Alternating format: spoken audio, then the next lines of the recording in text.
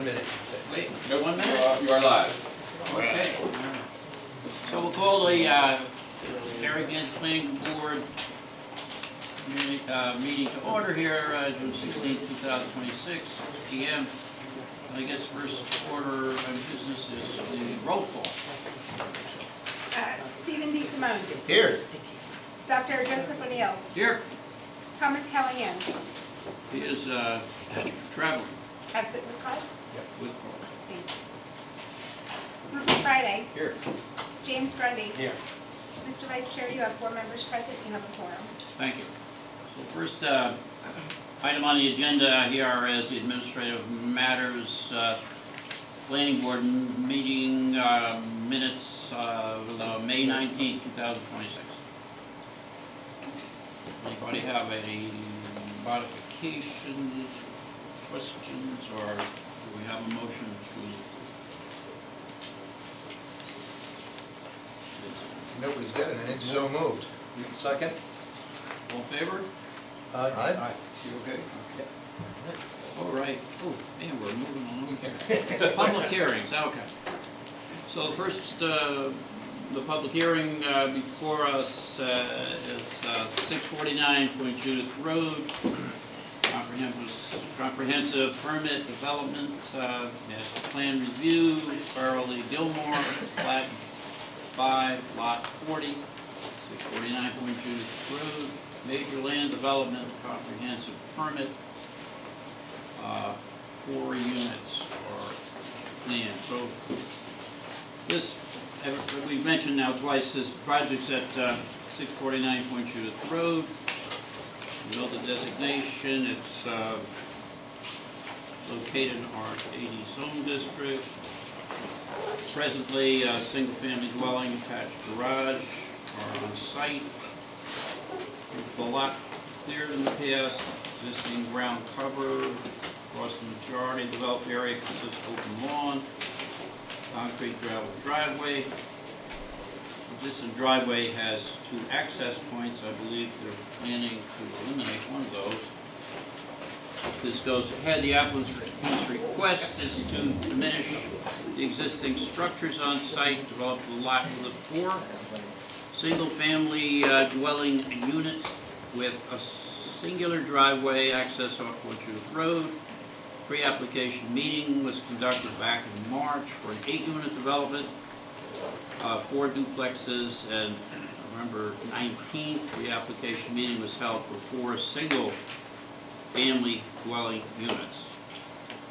According to the eligibility letter from Rhode Island Housing, this project will consist of 4 three-bedroom dwellings, each with 2.5 baths at market rate, and 1 3-bedroom dwelling with 2.5 baths proposed to be sold to households earning up to a maximum of 120% of the area median income, so-called affordable housing. The letter does not specify proposed length of time for deed restriction.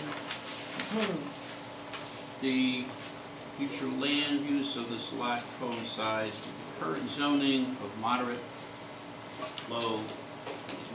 to low density designation. So, Thank you, Mr. Chairman. Patrick Doherty for Maureen and David Gilmore and Thomas Farrelly, the applicants and owners. We have a presentation here tonight. We've got 2 witnesses here, and I also have the owners here if you'd like to hear from them as well.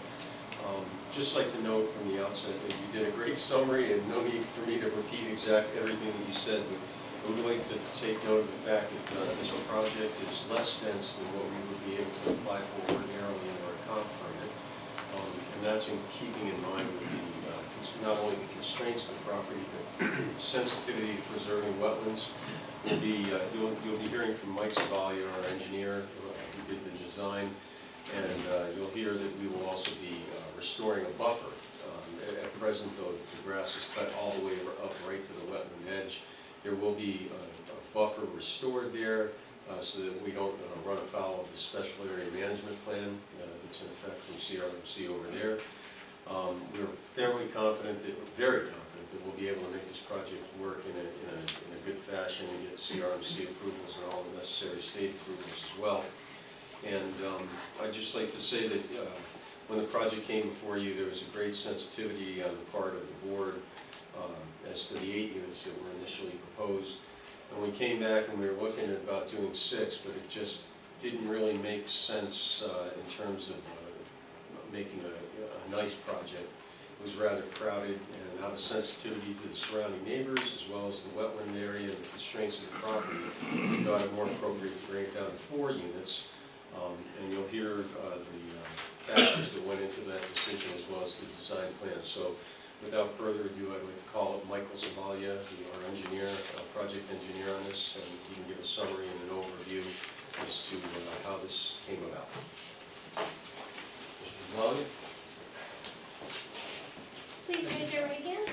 Do you solemnly swear that the testimony you're about to give will be the truth, the whole truth, and nothing but the truth, so help you God? I do. Please state your name and spell your last.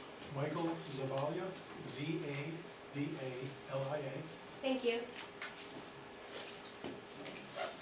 Members of the board, greetings.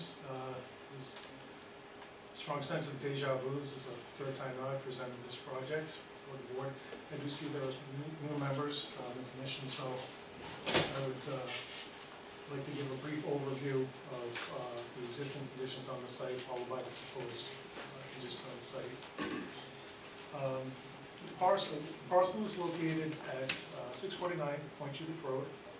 It's Assessor's Plat V, Lot 40. It's currently 4.2 acres in all.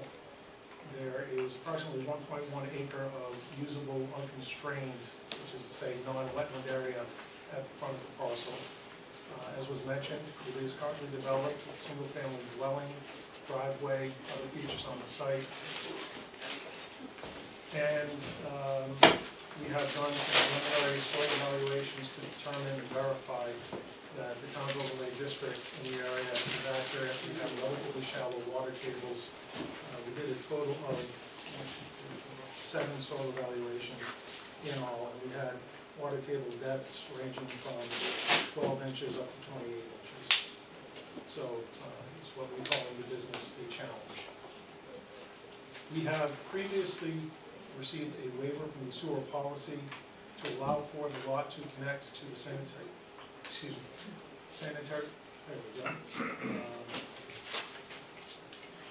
So we've got soil evaluations in the upland, which would be the development area. We have the wetland edge on the west side of the development area.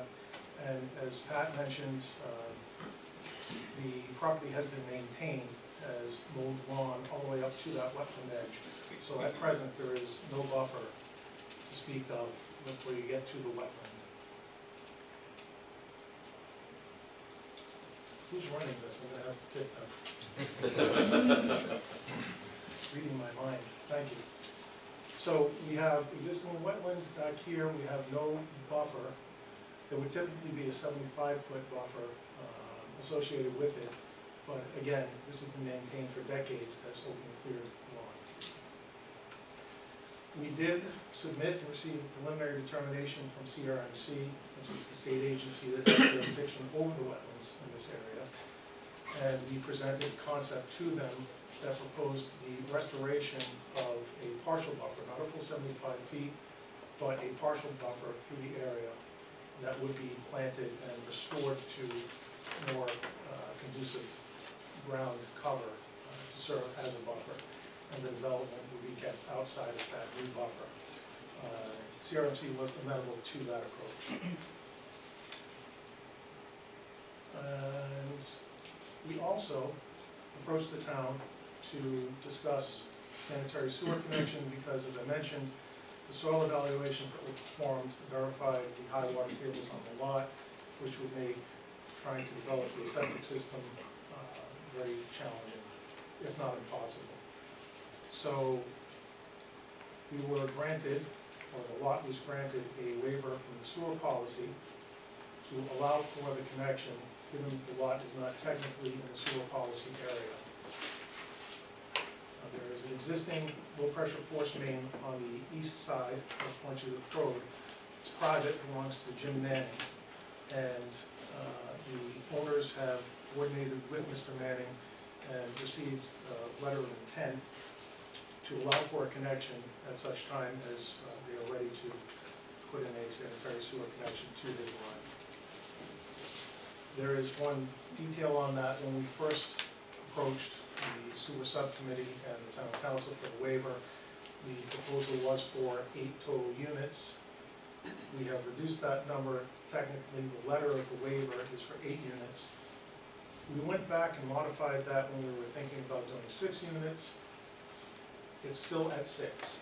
So pending the outcome of the master plan approval, we'll have to go back to the town council to formalize the approval for just 4 units to connect. Potable water is available. There's a large diameter water main in the shoulder of Point Judith Road on the west side. We'll be able to make a direct connection to that from that water department. We are proposing a single driveway connection. Currently, there are 2. There's another one a little further south on the lot to create that horseshoe driveway. We don't need the horseshoe, and so we are proposing to eliminate one of the curb cuts on Point Judith Road. Point Judith Road is a state road. RIDOT will have jurisdiction, and we will have to submit for a physical alteration permit for the project. We're keeping the same location of one driveway. We're eliminating one, so we don't foresee significant issues with DOT as far as approving the modifications. Additionally, the site topographically breaks away from Point Judith Road down towards the back, so we're not concerned about managing stormwater runoff to the right of way. The current proposal, as mentioned, calls for 4 detached single-family dwellings, 3 of which would be market rate and would be affordable. We have a 20-foot wide, which is the standard for a private driveway. Paved driveway that extends down to the back. We also have a turnaround for emergency access vehicles. And we have parking for visitors, as well as parking in the driveways, as well as drive-under garages. So we're providing in excess of what would be required by the comprehensive permit rules for on-site parking. We are proposing to use non-paved, grass-paved geogrid for the guest parking as well as for the turnaround, so that we are reducing the impervious area that would be required instead of having a big side T that's all bituminous concrete asphalt. This would basically be grass. This would also be grass. For stormwater management, we know we're going to have to deal with it. We're going to leave ourselves a space down gradient of the proposed development where we can capture the impervious area of the driveway as well as the dwellings and provide water quality treatment and flow rate mitigation for all of the proposed impervious areas. And the increase in runoff that will result. As I mentioned before, we're going to restore buffer, a fairly appreciable area of the lot.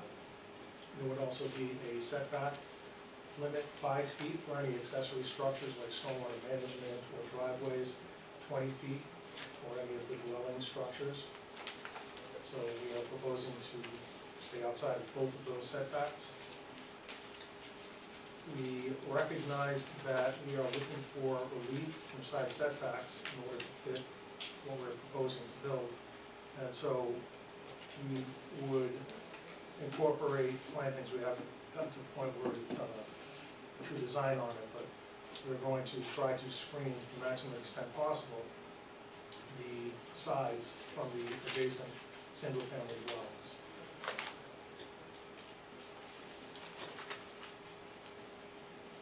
That is just about everything that I would like to cover.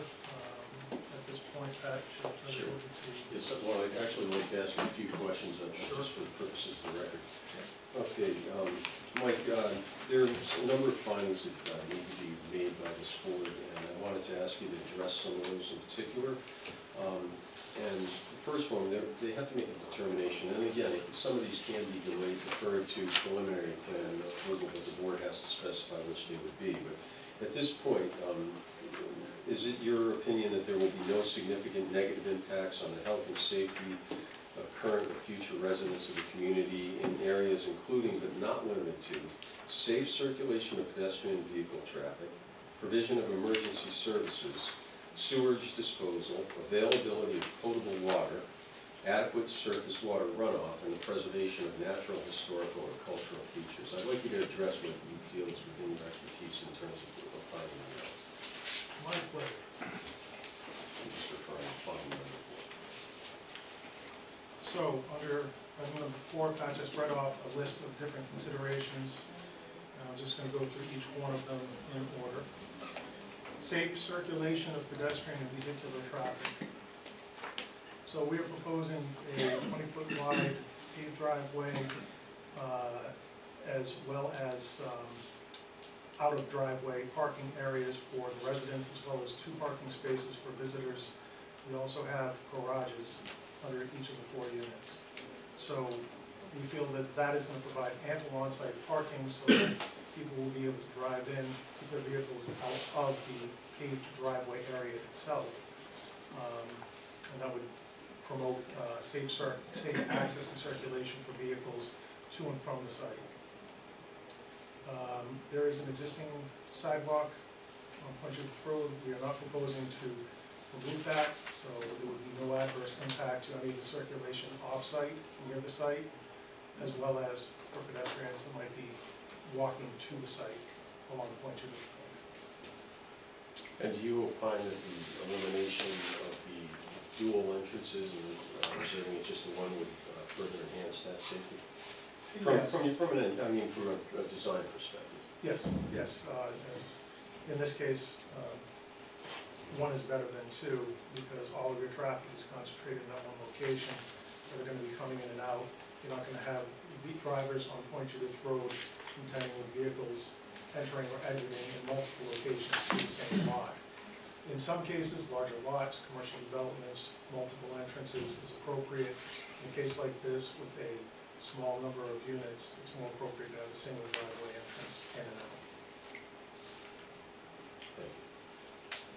Second item is the provision of emergency services. Again, we have a 20-foot wide driveway, which is standard for the town for emergency vehicle access. They're also providing a turnaround at the end so that vehicles will be able to drive in and not need to back all the way out. They'll be able to come in, back, or enter into the turnaround, back up, and then leave the site. And we will obviously be coordinating this with the fire department to ensure that they have no objections or issues with the setup of the driveway and emergency access. Sewage. And in addition, there is also, I'd like the board to note that there is in fact, as noted in the staff report, within 150 feet from the Westlands condo driveway, which is adjacent across Pointedith Road, there is a fire hydrant up right there. Yes, correct. And we actually did measure the distance from the fire hydrant to the furthest point of one of the structures, and it was under 500 feet. Sewage disposal, as I discussed, we have the ability to connect to Mr. Manning's private low-pressure force main, with the connection that would be made across Pointedith Road from the development, and all of the units would be connected to that. So we will be discharging sanitary waste into a closed system that ultimately goes into the town system, takes it to the treatment plant, and is treated there. So we will be addressing the needs of sewage disposal.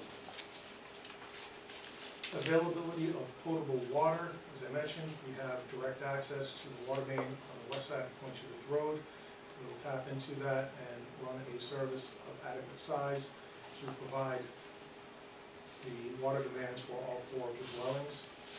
We are not going to need to provide fire service or fire protection sprinklers for this, so it would be a single domestic service. adequate surface water runoff.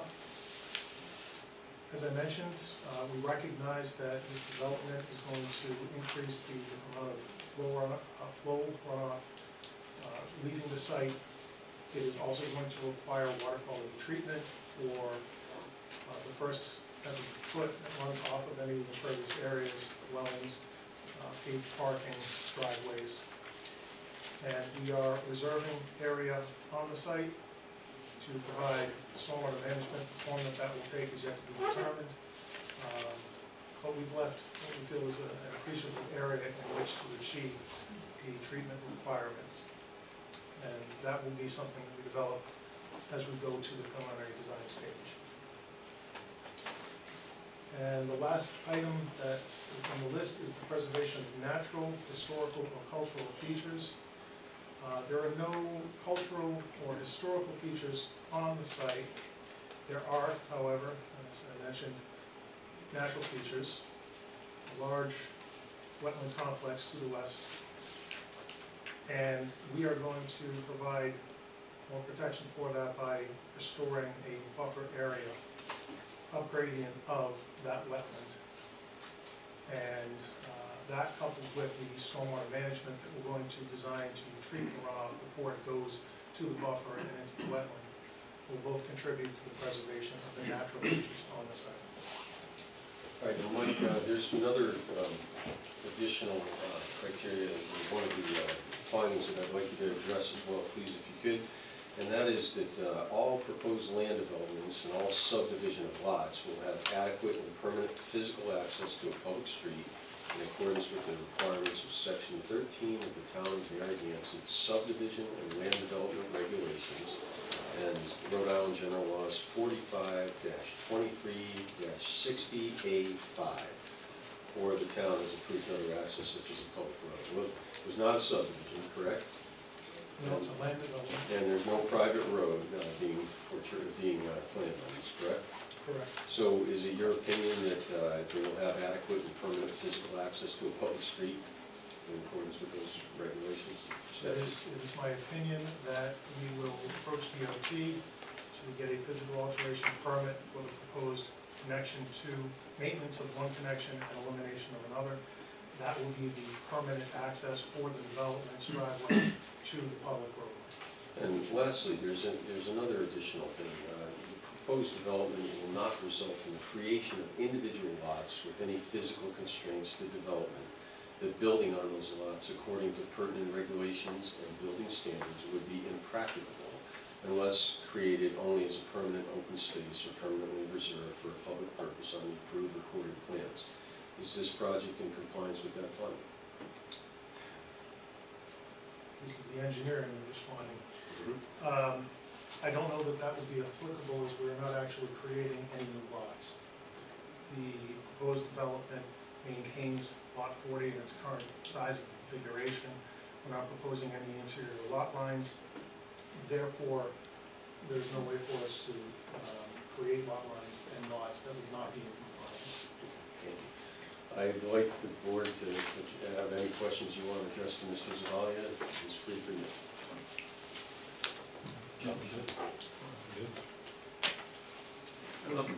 Yeah, so just to clarify, so the application, there's like conflicting stuff in the materials in front of us. The application and the report from your consultant both refer to a private road, and you're saying there's not a private road, it's a driveway. I think it's more akin to a driveway. It's a driveway. A private road would typically be a separate, from a standpoint of property ownership, would be a separate portion of the parcel that would not be part of the common area. We're not proposing that, so I think it is more accurate to designate this as a driveway. Okay, so the other parts of the report are inaccurate. So the other question I have, so the Conservation Commission reviewed this, and I don't know if you've seen their recommendations, but one of their recommendations is the proposed 20-foot driveway width appears to be excessive, especially west of dwelling 2, where vehicles are unlikely to need to pass one another. They recommend reducing the driveway width to 16 to 18 feet and supplementing with reinforced turf, grass pavers along the edges as necessary to satisfy any concerns about emergency vehicles. We can entertain that as we go forward in the design, and if that's something that the fire department would be amenable to, and that's really ultimately what we have to satisfy in this particular question. Certainly less pavement makes our job easier from a stormwater management standpoint. It is less expensive. So if we can go to 16 or 18 feet with reinforced shoulders, so to speak, we'll certainly entertain that. And we can ask the fire department if they would be amenable to that as well. So it makes sense from an engineering perspective if the fire department's amenable, yeah. Oh, yeah. Okay. Yep. I think that's my questions really for this year. Let me ask you two things. First of all, the material you're using in this area, what's that called, reinforced turf? Yes. The Which is- specific brand that we call out is grass paved. There are a number of different. So you have visually the appearance of grass, but it's, Yeah, it is grass. You basically put the geogrid down just below the surface, and it is a mesh, basically, of very sturdy plastic, and it forms a grid. You don't see that. It is installed to the point where you backfill with loam, right, you put down seed, fertilizer, and you actually get a healthy stand of growing grass. and the maintenance and lifespan? Maintenance is not, there's no specific maintenance you need to do with the grass pave itself. It would be routine maintenance, the way you would take care of any other lawn, and the lifespan would be decades. And the other question, I guess it might be a little bit parallel, but when the plow comes here, it goes right to there and pushes the snow up here? If somebody were to come in with the plow and push it all the way down, they would, we've got a proposed dumpster area with some little fencing here, so we may want them to try to push the snow, maybe not right into the dumpster, maybe a little bit to the side over here. And again, when we do the stormwater management design, and if we think we're gonna need some of this space for snow storage, and we'd obviously modify the stormwater management so we don't fill that in, because we don't design for the stormwater basin to get filled up with plowed snow. A day like today, we don't have to, you know, those other days are coming. 6 months from now. Not a question. Yeah, so the other thing, Mike, on your report, on page 2, you talk about proposed change of use from single family to multifamily residential. Is that my report? Yeah. So the engineering report, or Yep. is that the finance report? Engineering report. Yeah. Okay. That term multi-family has a different meaning than what we have here. Multi-family is typically understood to be more than a duplex, so 3 units or above in a single building. So that's why I was confused about it being in your Yeah, that's report. probably a carryover from, actually, it never should have been used, that term. We have multiple units on one lot, but none of them would be considered multi-family. Okay. They're all single-family detached. So it's an error in the narrative. Okay. Yep. Good. Okay, any more questions?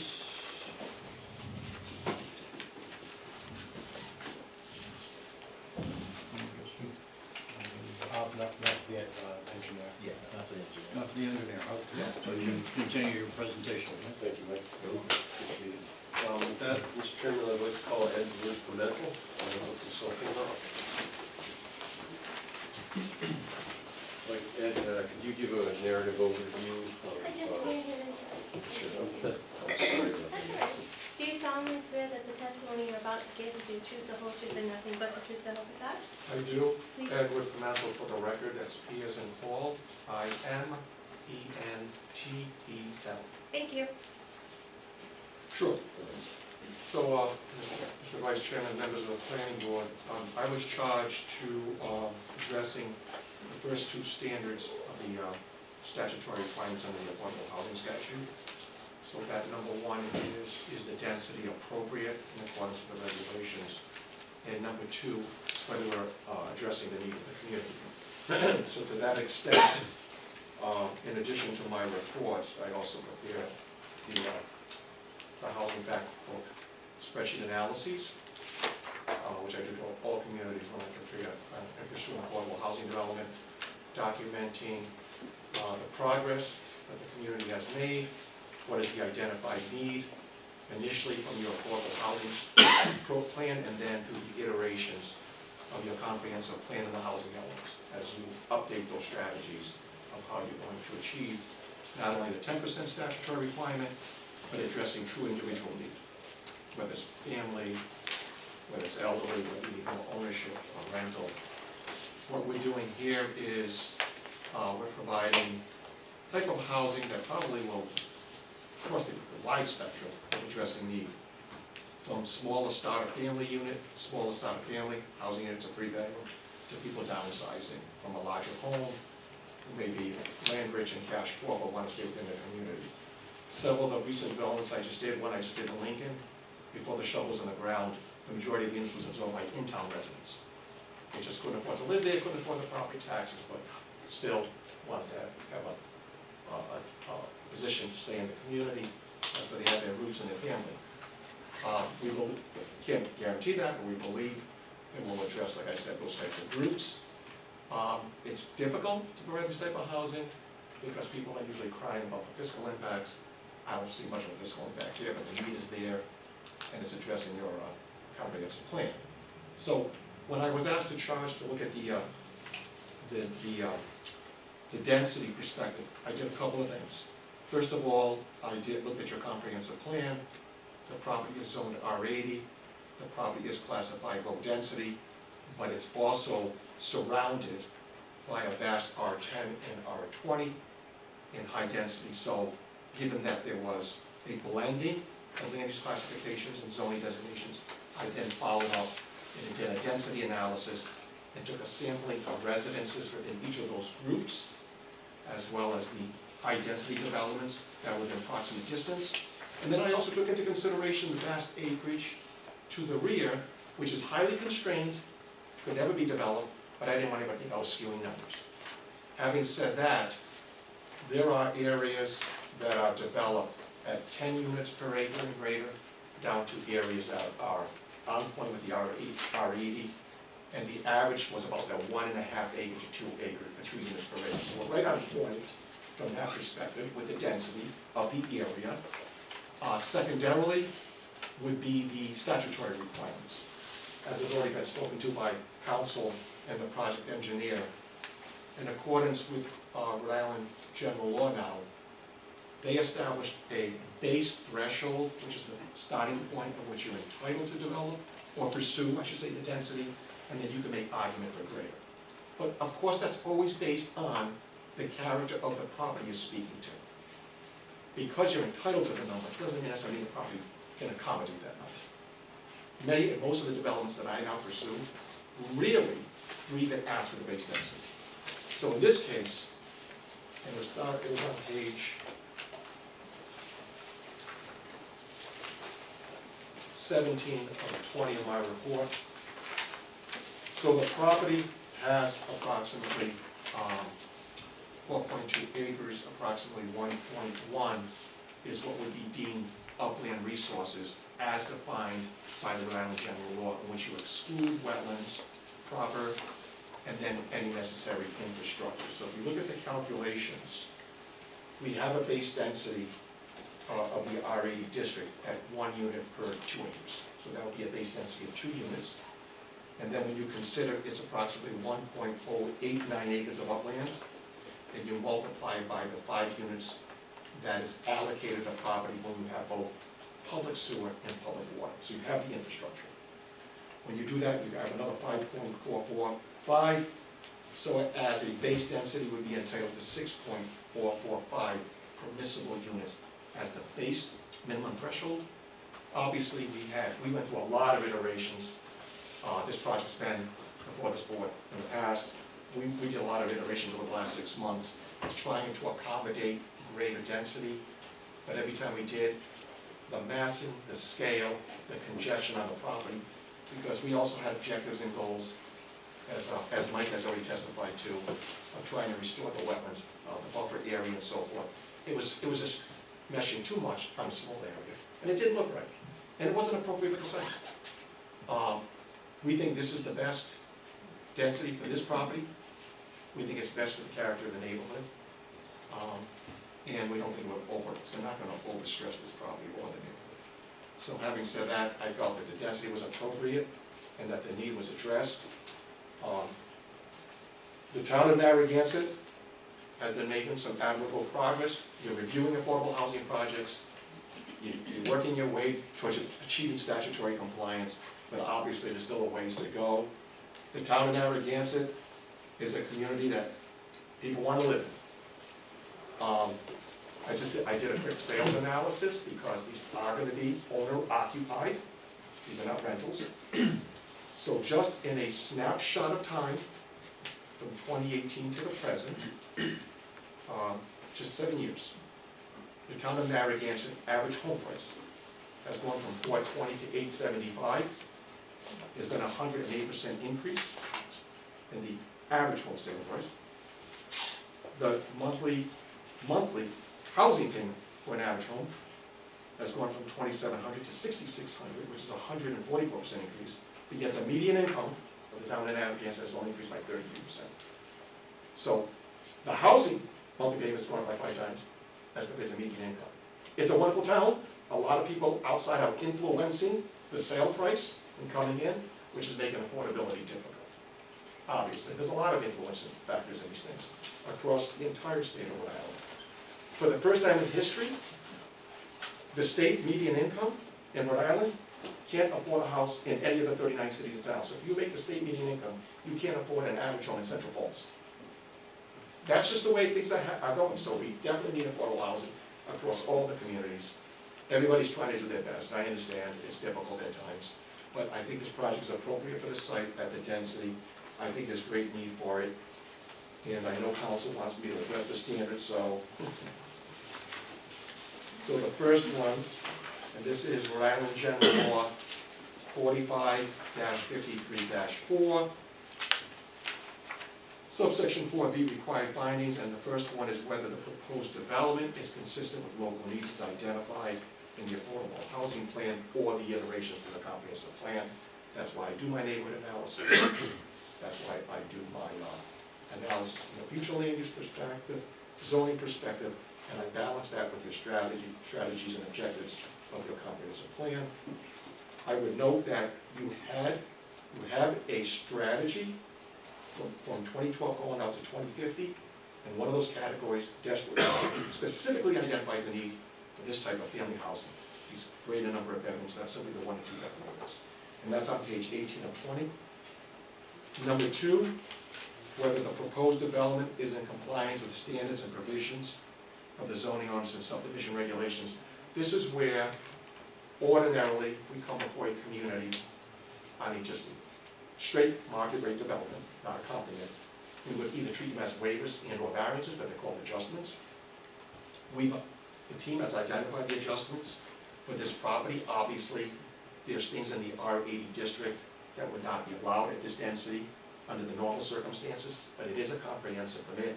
That's why you're allowed to pursue reasonable adjustments in pursuit of the provision of affordable housing. And my conclusion was that these are all very appropriate. And then finally, number 3 has to do with the positioning or placement of affordable to market. Obviously, this is a very small development. It's going to be 4 units. One of the homes is going to be affordable, the other 3 market. If this was a large development, the point of this is you're not concentrating them all in one area of the property. Any one of these units is going to be selected as the affordable, and it would meet that. And then finally is these homes are going to be of light construction and so forth, because you can't treat the affordable unit or home different from the market rate, and it won't be. So I believe those are the 3 standards that I need to address for the record. Yes, and if you have any questions of Ms. Pimentel, it's turned over for you.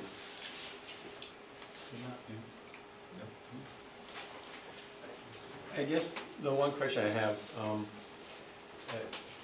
so it's not a decision of this board to extend the sewer policy area, that's a council decision.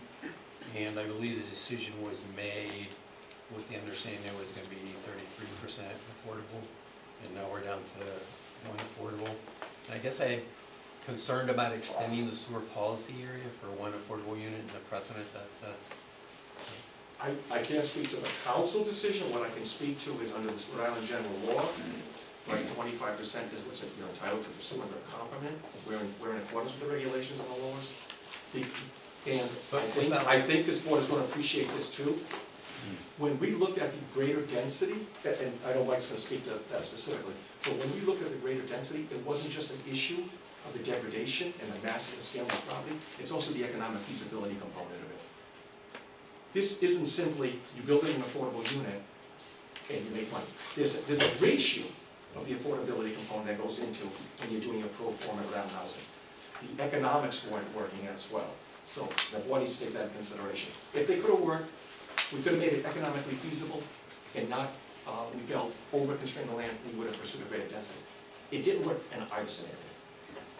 So if the sewer policy area isn't extended, the comp permit numbers that you're given aren't appropriate because it won't have sewer. So, point of clarification, the waiver from the sewer policy is what we received. The sewer policy area was not altered. So the sewer policy area, So they're not extending the sewer policy area?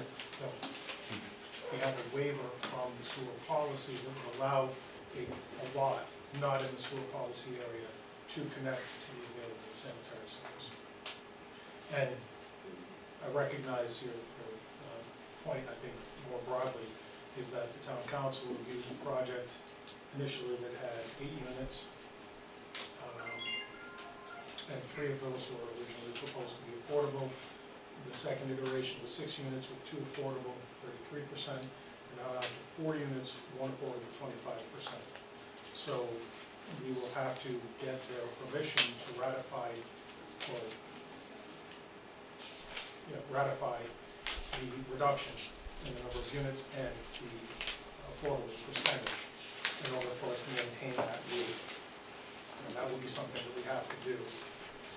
Again, assuming that the area we get a master plan approval for 4, that will be the appropriate time to then go back and approach the council with that request. So the change, and this was going to be a question I had earlier, the change from, understanding the change from 6 to 4, it's both site plan as well as affordability, viability. I think a lot of it was driven by comments we received at pre-applications from abutters who felt that even 6 units was too dense on the parcel. So we're trying to be cognizant of their concerns, and we tend to agree that it was going to be a challenge for me to fit 3 duplexes, 6 units total on the site. This is more appropriate to the land that we actually do have to work with and trying to achieve all those goals. And again, one of the big driving factors was the commentary that we received from the abutters. Makes sense. Thank you. Before you let him go, could I just ask you one quick one? Doc, you got something? Oh, yeah, I will. Go ahead. Just to clarify, on the comprehensive permit, if you didn't have water and sewer here, you just had water, how many units would you end up with as a minimum? I'm not going to try to do that math on the top of my head. I'll do it for you, it's 4. Okay, 1 plus 3 is 4. so, You got an acre, It was- that's worth 3 bonus, and you got 1 existing. right? Yeah, so but the we- base density is actually based on the entire lot area, not just the upland resources as a technicality. So, it would be- I get it. but even then, it wouldn't matter. If Yeah. you didn't want to do it that way, right. I'm just pointing out you haven't exceeded your minimum by any No. wild stretch here. I'll be honest with you, I would have preferred to see 8 with 3, but I appreciate you taking in the neighbor's account and, and reducing it to something that'll fit Yes. maybe better around the neighborhoods. Yeah, my question has already been discussed, the whole business of the abutters and the idea of, it's like they leave out a whole lot wet area in the back. You know? They look at this 1 acre up in the front and feel that this is being overbuilt because, you know, they have singular homes. So I'm sure you are well aware of that. There's no way I don't think to, you can't ignore what they're saying. And I think you already described the fact you went from the 8 down to the 4 with that kind of. Yeah, and actually, it's a very good point, and something that I think is overlooked is the restoration that we're gonna do on what is currently an open lawn area. That will take on a much more naturalized look when everything is planted and grows in. So a significant portion of the viewscape that's currently open and across the lot will be blocked by that buffer restoration, as well as whatever we're doing along the property line here, where we don't have a lot of room, but we will use what we can to provide more screening. Thank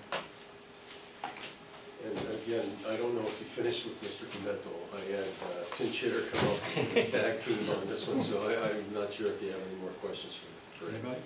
I'm satisfied. I just, this same note I had before, your report on page 13 talks about a private road, and it's clear we don't have a private road. Yeah, actually, it's funny because you mentioned that, because I said, geez, I could have sworn I said a private drive, and I just forgot to check. It's on page 13, Yeah. the middle block of text. If you look at page 12 of 20, I talk about the proposed driveway.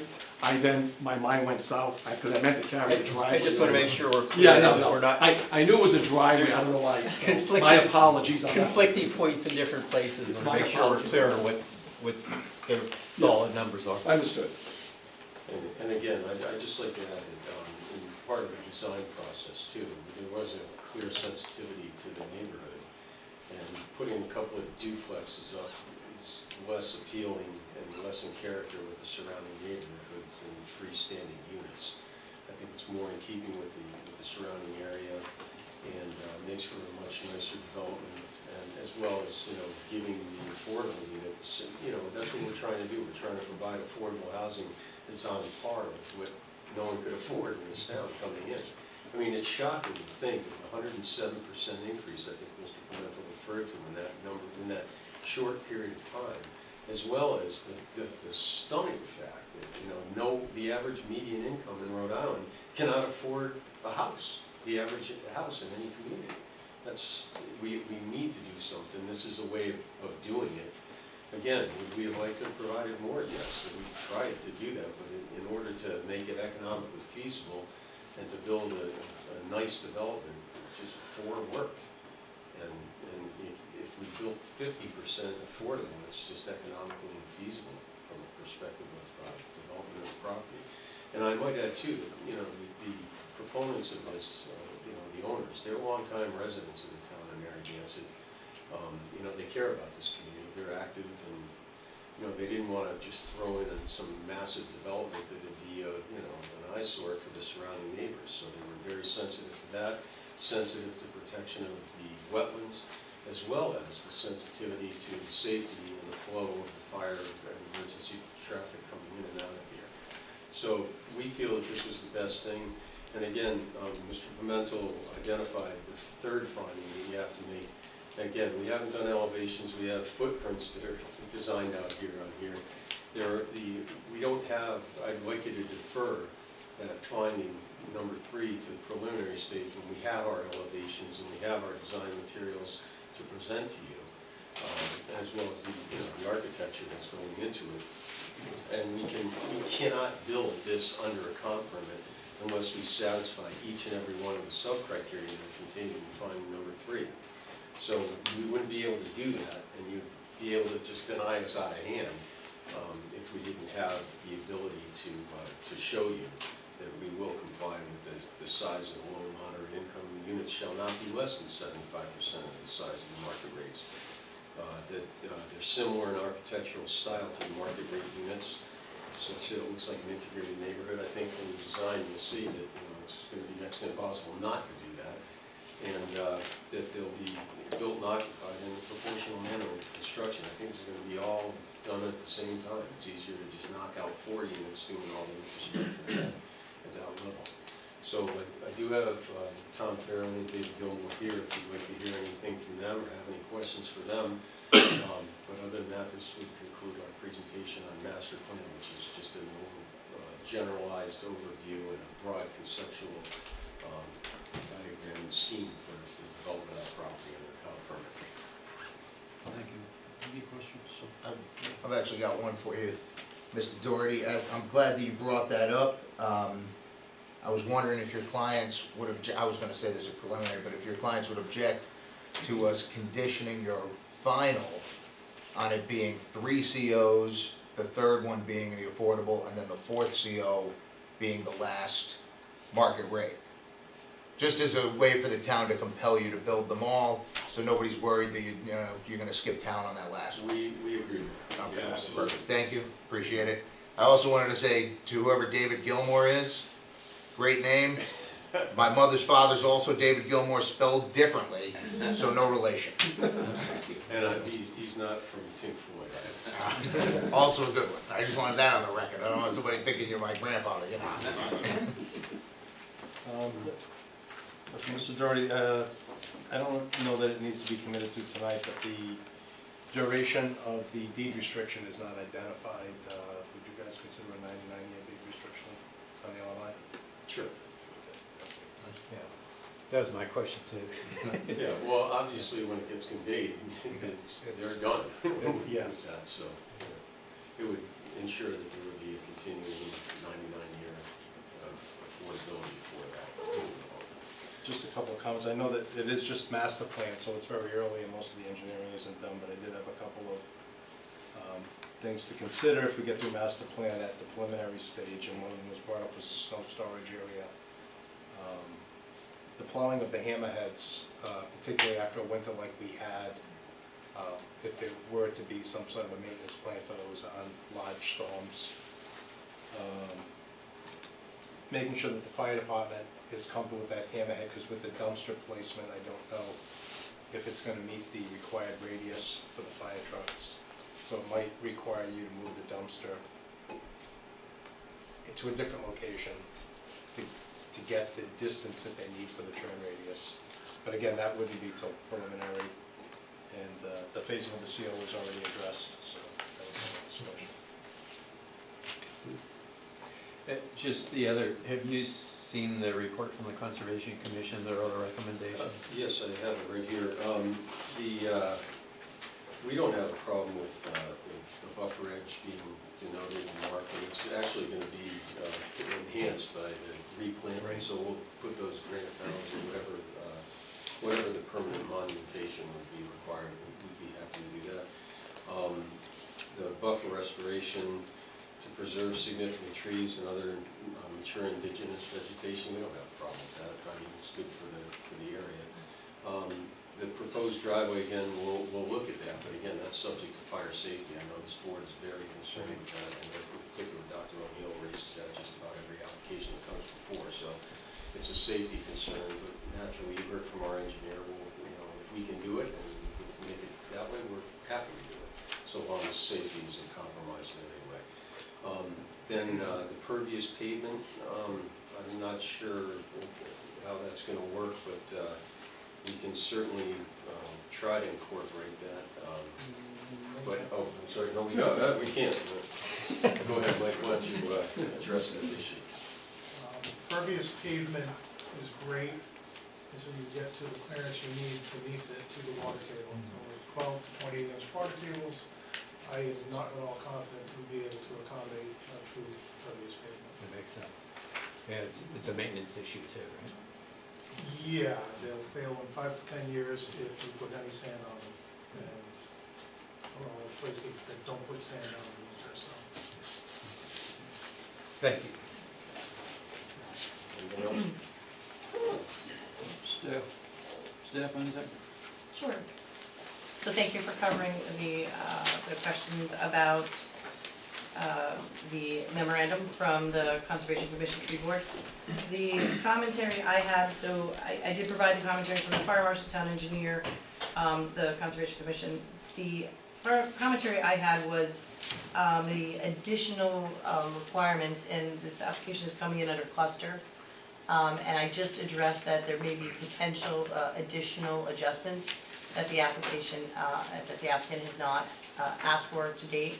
And I tried to spell it out there for you and give you some feedback on that, but might be helpful if either now or certainly at prelim that you address any additional adjustments that may be needed. It was on my list, Jill, I missed it, thank you. Did you get that? I think what she's talking about is the 12.5% active recreational space. Sure. I was gonna do the math, I didn't do it this time, sorry. So definitely get that math done before preliminary, and if you have to ask for a waiver, get it on the list. Yeah, we absolutely will. We've read through that, and I discussed it with Mike Zavali as well. You know, we'll certainly take that into account. If we could leave the door open to ask for that additional adjustment, we'd be more than happy to. And I'm maybe, grateful for it. offer a conservation easement over the wetlands that you're Oh, protecting. yeah, no, we're for it. We'd be happy to do that. It's not, you can't do anything with that anyway. We want to preserve it. It's healthy for the ecosystem, it's great for the area. Not going to interfere with that at all. We're going to enhance it. Yep, good.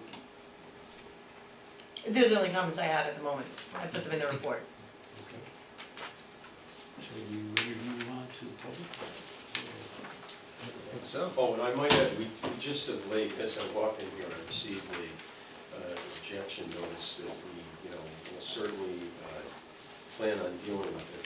There's a concern about the setback, and we'd be happy to work with the neighbors to do whatever we can to screen and buffer so that it makes it more attractive from their perspective as well too.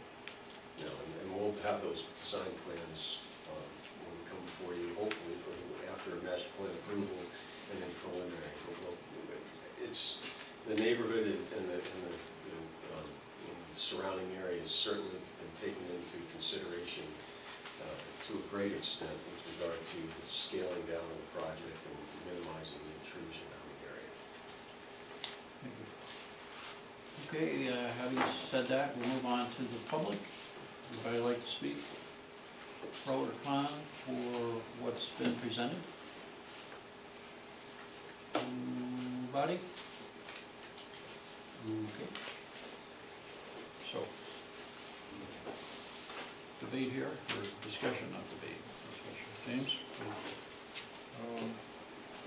I look at the project having an awful lot of pros, restoring a buffer zone, building well below allowable density, the importance of the LMI, and at this point, I think we've gotten significantly more engineering and data than we would normally get in a master plan, so I'm comfortable going forward with this. The only thing that stood out to me, obviously I like these, I like affordable housing, I'm in favor of it. I appreciate that you shrank it and made it single-family detached, it's more in keeping with the neighborhoods around it, as much as I'd like to see 8 units in there. If this makes more sense on that particular piece of property, I wanted to talk to you guys, and maybe you have a comment, Mr. Doherty, again. You said we could punt the third one to preliminary here, which I agree we probably have to, but also number 4, I'd like to punt on that as well, because we don't have a traffic study yet. So if there's no objection, I can't really find that without a traffic study, that there's gonna be no, I understand what your engineer said, I agree with him, but without a traffic study, I can't be sure, so. Yeah, Please? we'll certainly provide a trip generation analysis. It's typically a true traffic study where you do counts and level of service. It would require you go over a certain threshold of anticipated trips per day. Okay. And I suspect that our trip generation is going to be well below that threshold. So we will, as a matter of course, do a trip generation analysis. All right. It may not, unless the board requires it, be an actual traffic study. Okay. So I just wanted to put that out there, and certainly the board reserves the right to require one regardless, but the threshold, I think, is usually, for DOT is over 100 vehicle trips per day. So It'd be tough to meet that. I agree. 4 units, yeah. So that's why I'm saying I want to kind of set the expectations. You're going to get something related to traffic. It may not be, unless you require us to do it, a full traffic study that has all of those accounts, level of service, accident research and all of that Okay. stuff. What do you, I mean, it's a straight road, so safe stopping distance, you got obviously plenty. Straight road, all of great that, line yeah. of sight, yeah. So, all right. Then I'm satisfied. Thank you. I just would echo, you're reducing curb cuts and Yeah. number of trips is gonna be pretty teeny. Yeah, the only thing I'd echo is I'm glad that you're willing to go to 99 years for the affordability. I'd like to see more affordable units, but totally get the change in the scope based on the feedback from the neighbors. Okay. Just a question for Steve is in making those findings, would you be comfortable making those findings within the limitations of a master plan approval? Yes. Being that the documents aren't required till, some documents aren't required till 4 minutes. Yes, I would be. And for clarity, Jill, it's going to be the relief of zoning has to be granted first before the Yes, before are you you- get to the master plan, correct? We'd be operating I as- think it's at preliminary, Mr. Rungy. So we wouldn't have to grant the setback relief within the master plan. No, I don't Oh. believe so, no. Things could change I between know now and usually these preliminary. come in on account with the master You- and preliminary as one, so this Yeah. is kind of. You get old another school. bite at the apple. Okay.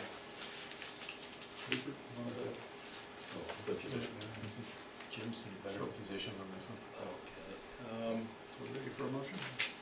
Well, I would make a motion to approve the master plan application.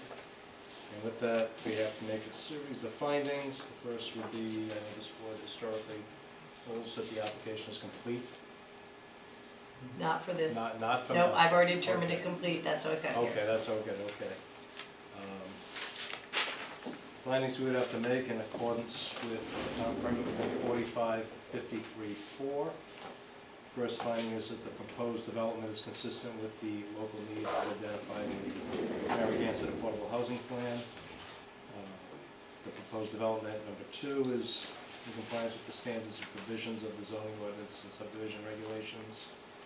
And number 3, Thank you. to the extent, So, thank you, Ryan.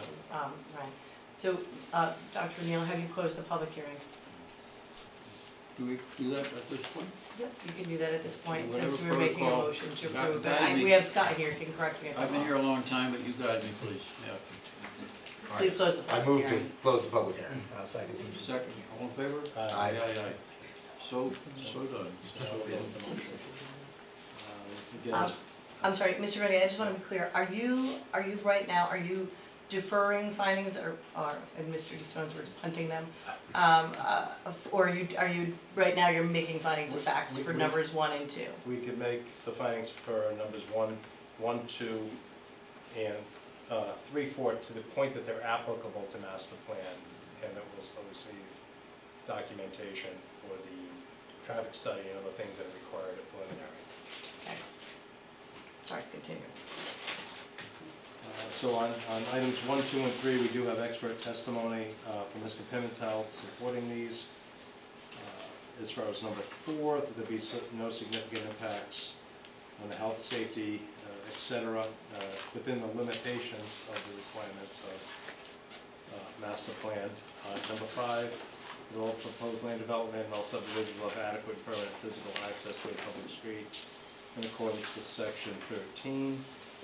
And number 6, that the physical development will not result in the creation of individual lots with physical constraints that are not applicable. Back to the nickname. My apologies.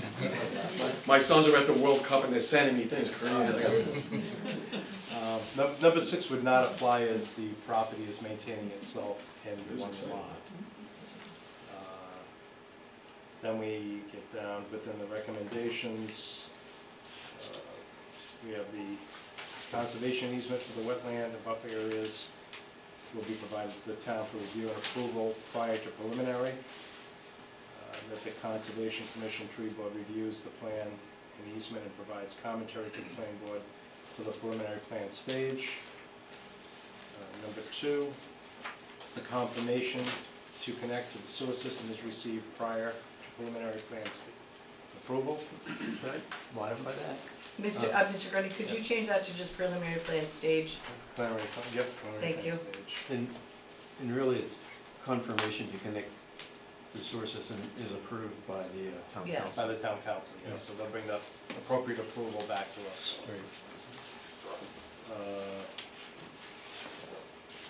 That floor and elevation plans for the market rate and affordable units are provided, including depicting the construction materials prior to the preliminary plan. Stormwater maintenance plan and an agreement appropriate for future recording in the land evidence records be submitted. The preliminary plan. That a construction schedule be submitted explaining the sequencing and timetable for construction occupancy of each building. I don't think phasing is going to be appropriate with this. And we've already had the condition of the third unit or sooner being CO'd as the LMI unit. Number 7, the applicant submit a landscape plan that addresses the appropriate plant material choices as it relates to quantity, size, species, that adequately address the issues associated with screening, buffering, and development scale. Number 8, the applicant may not reduce or decrease the amount of green space that is depicted on the site plan that was submitted as part of the master plan application. Any vegetated areas shall not be diminished in scale and are relocated to support any stormwater management infrastructure or other project infrastructure except for recreational amenities, trash enclosures, or HVAC units. All vegetated areas outside of the wetland and buffer areas shall remain accessible to and for the enjoyment of future residents of the project. Number 9, the issuance of an assent by CRMC for this project as proposed shall be submitted to the town prior to final approval. If CMRC were to modify the site plan, this project may still be approved provided additional relief is not necessary. Number 10, that an RIDOT physical alteration permit be submitted to the town for any of the improvements along Point Judith Road prior to final plan. 11, that a letter of acceptance from a monitoring agency be provided to the town prior to preliminary plan. 12, the application received approval of the sewer installation for this project prior to preliminary plan. I don't know if that's a little repetitive of you previously have the confirmation. Or do you think you need that? So I believe, Mr. Grundy, number 2 was because the application is trying to connect to a private line. Okay, so it's two steps, council and the private owner. Understood. So number 2, if we can dial back for a moment, to the sewer system, that may, you may want to leave it as is, except to striking approval. And then if you get to back to number 12, I believe that's where you're referring to, where I'm referring to, I wrote the condition, that the applicant receive approval for the sewer installation prior to preliminary plan. You can receive approval from town council if you'd like. And that would be clear for everyone that that's the town council condition. And that would be how we'd make the motion. Confirmation of the approved electric service to this location be provided prior to the final plans. That prior to preliminary plan, the applicant submit documentation for review and acceptance from the engineering department demonstrating soil and groundwater conditions will support a stormwater management system. 15, that upon building permit application, drainage calculation, and design, the lot shall receive approval from the engineering department regarding requirements of section 7.7 of the zoning ordinance. And then we had a couple more that we had discussed, which would be the 99-year requirement for the deed restriction, and just a conformance of the hammerhead with the fire marshal. In the Conservation Commission recommendations. I think we had that number 1. Oh, okay. And Mr. Gurney, could you add in addition, a maintenance agreement and plan for the grass, for the hammerhead, and for the, essentially for the drive area? You want an engineering review of? Correct. Okay, so we would have another condition of engineering to review the proposed reinforced turf and a maintenance plan related to that. I'll second the motion. All those in favor? Aye. So- May I, I'm sorry, I want to make sure I have everything. Oh. We have the first 15, the 99 years, the hammerhead review, a maintenance agreement. And I'll go back and listen to the tape. Mr. Grady, if we could dial back to number 6 for a moment. Were you striking number 6, or did you want to change that to the discussion, or if it's applicable to the discussion which Mr. DeSimone asked about having the 3 market rates could be constructed and receive their COs, then the 1 affordable, and then the final market rate? That sounds like sequencing, so I'm asking the question. It would be no more than 2 market rate being CO'd, then the third would need to be the LMI. So you would need a LMI before the 4th CO could be issued. There's only That adds to 3. No? 2 market rate and LMI, oh yes, thank Yeah. you. Yep. 1 market rate, thank you. To tell you guys math is not my strong. Matt. So that's part of the motion. Yes. That was number 6 in our motion. Okay, so I'm gonna revise number 6 to Reflect. reflect that. Thank you. You don't need a repeat vote on that, right? That's inclusive in terms of you already voted. You okay with that? I think I got it. I'm gonna run it by Mr. Grundy. I won't run it by the whole board, but he's the one who made the motion. I'll run it by May I Mr. just ask for clarification on, you mentioned the Conservation Commission, I believe that was with the exception of number 1 in your report, due to the constraints of the property and impervious surface. I think, I just wanted to make that clear. Yes, so the testimony was that the pervious pavement was not a viable option due to distance. Yes. And I think that was accepted, so. Yes, and number 2 was subject to fire marshal safety approval on minimizing of the width of the driveway. I see what you're saying. I think what we're conditioning it on is that the new plans you're gonna submit, anything new goes to the Conservation Committee before it comes to, is that right? Yes, Yes. so Okay, good. when they submit, I will, and I would like to, the condition here is a little more stringent than what the Conservation Commission would like, so if we could soften number 1 to allow them to do everything that they've requested. Yes. So this will be just going back to the Conservation Commission before it comes back to this board for preliminary. Thank you. Okay, so, For comment and Yes, for recommendation. comment, yes. Okay, thank you. Thank you. so Mr. Grundy, may we revise condition number 1 that say the conservation easement, so on and so forth? That the Conservation Commission Tree Board reviews the plan and provides commentary at the preliminary stage. I just want to make sure, because what they ask for at the bottom is that the buffer restoration, in addition to the above, request that the project be returned, so they can look at the buffer restoration plan, the landscape plan, the drainage, and final grading and any changes. So I want to make sure we capture all of that. Okay, so I'm going to take out the plan and provides commentary. Just going to take out an easement. That alters your motion, Mr. Grundy? Okay, do you want, make a motion to You'll have accept the to make a modification? motion, yes, I and we need a vote. recommend, I second the modification. All in favor? Aye. I didn't catch the original vote, so I So the motion was to accept the modification. No, the original motion was you, Mr. Grundy, and, I'm sorry, who seconded? Rupert, thank you. And then the amended is Same. same, thank you. Yeah.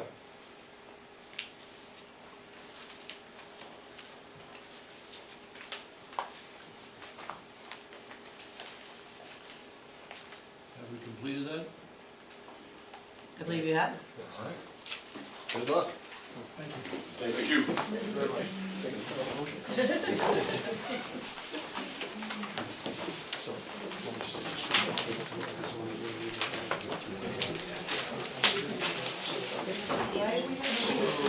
Moving right along.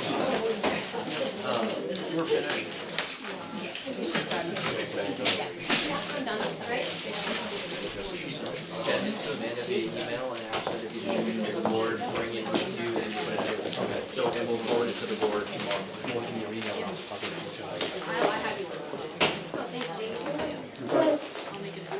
Thank you very much. Yeah, have a good one, Ed. Jack, you want to wait a little quieter, or where are you in your presentation here? I'll introduce you. Sure. We'll move on then to the next item, site review, Ocean Vibe Development, continue, plat in, lot 56, 0 Stanton Avenue.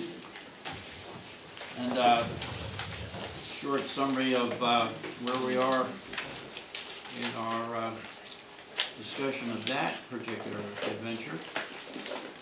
Let's see, you mentioned tax assessor plat in, lot 56, I don't think so. But in any case, the summary. So the applicant is submitting a request to construct a 3-bedroom, single-family dwelling with a 2-tiered rear yard sun deck, a front yard deck, entryway with stairs and a driveway at the above referenced property. This project requires a variance and special use permit from Coastal Resources Overlay District and a variance from the dimensional regulations, section 6.4. This property is also located in a special flood hazard area. So a couple of findings of fact. Existing conditions, lot 56 is approximately 6,975 square feet. Gross lot area, 5465 square feet in net lot area, and located in R10 zoning district. Currently, the lot is vacant. Proposed improvements, construction of a 26 by 38 3-bedroom single-family dwelling, 10-foot by 33 2-tiered rear yard sun deck, and a 10 by 10 portion of the second tier closed, and a quote-unquote unconditioned 5 by 10, that was the unconditioned part, 5 by 10. And a 5-foot by 10-foot front yard deck, entryway with stairs and a driveway. Proposed building lot coverage will be approximately 1,354 square feet, which is under 20% coverage.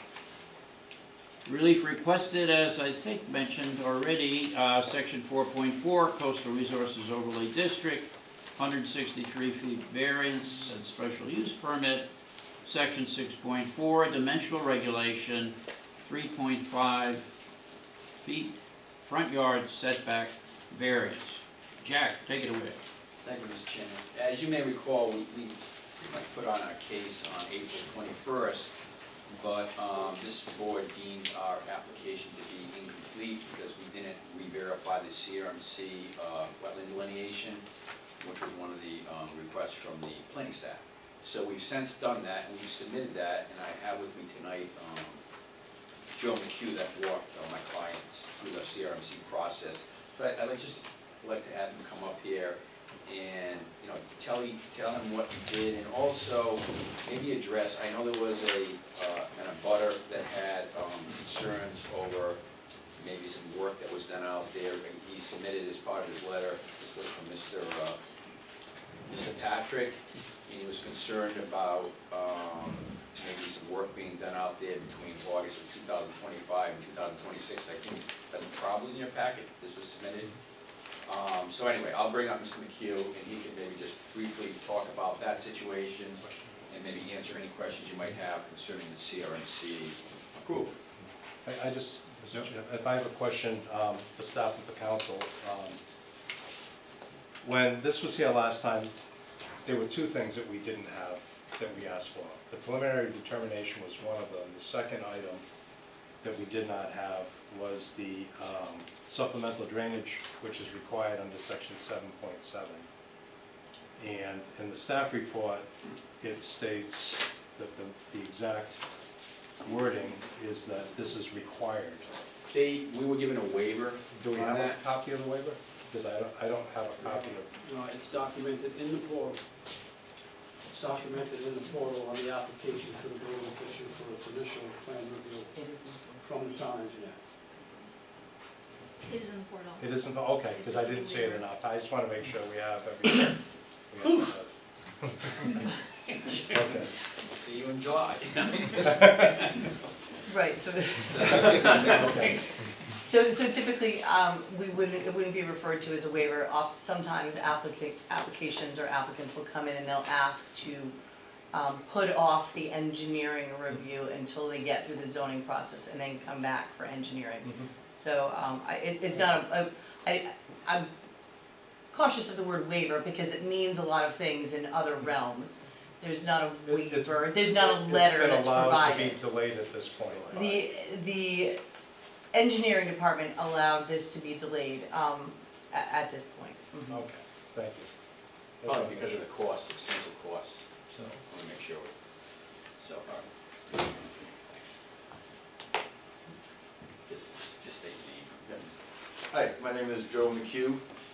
I'm the owner of McHugh Environmental. Started my business in October 2021. I've been consulting for wetlands for 30 years. So I did the work on this property. I do file reviews prior to doing work on properties. I did see the old PD. It's called a preliminary determination. It's a process that you go to CRMC, as you know, they provide feedback on the project you propose. It is not authorization, but you get valuable feedback. We did submit this. Backing up, I went out to delineate a fresh line. It came out near exact to the old PD. It's a pretty clear top of bluff, coastal beach, back end of the beach. This is the plan we submitted, and we did get, as you saw, the PD back. There are comments in here that I'd like to go through. One, under their staff concerns, comments, and information requirements. Tracy Sylvia did the review. She's a CRMC staff biologist. She does note that she concurs with the coastal feature of flagging. Number two is all vegetation within 25 feet. Here we have a 25-foot buffer zone and an additional 25-foot, which equals the 50-foot coastal setback. The 25-foot buffer zone is based on the size of the lot, the type water use category. There's a table in the regulations that designate the buffer zone. On this lot, it's a 25-foot buffer zone. We are going to leave that. We're not going to touch that. Going further back, you have the additional 25-foot. Well, I should stay on track here. Number two, so we're going to keep the 25-foot buffer zone. You are allowed a 4-foot path to get to the coast. We plan to do that with the permanent markers that you can see on the plan there. So this next 3 and 4 are kind of in tandem. I had to call her to describe what the unconditional space was. The house meets the 50-foot setback. We don't actually need a variance for the house, but that's basically an open area that we wanted to propose. It is these walls and a cover. CRMC will not allow that. We would need variances, and that's why she notes she would be unlikely to support that variance. So that's going to come off the plan. If I could just interrupt there, you may recall, Dr. Neal, you had a concern about putting a cover on that porch. And also, I think you had, Mr. DeSimone, you had a concern about a window. So we actually did update the plans we haven't submitted these yet, so I can give you a copy. So apparently someone at CRMC was in agreement with you about removing that roof. So we took the roof off the porch, and we did move the window as suggested by Mr. DeSimone. And we'll be submitting those to the zoning board and make part, if you were to approve or give us a positive recommendation, to incorporate those into your recommendations. I'm sorry. Thank you. Appreciate that. So the plan that will be moving forward will just have a deck in that 50-foot setback, and that is allowed through CRMC.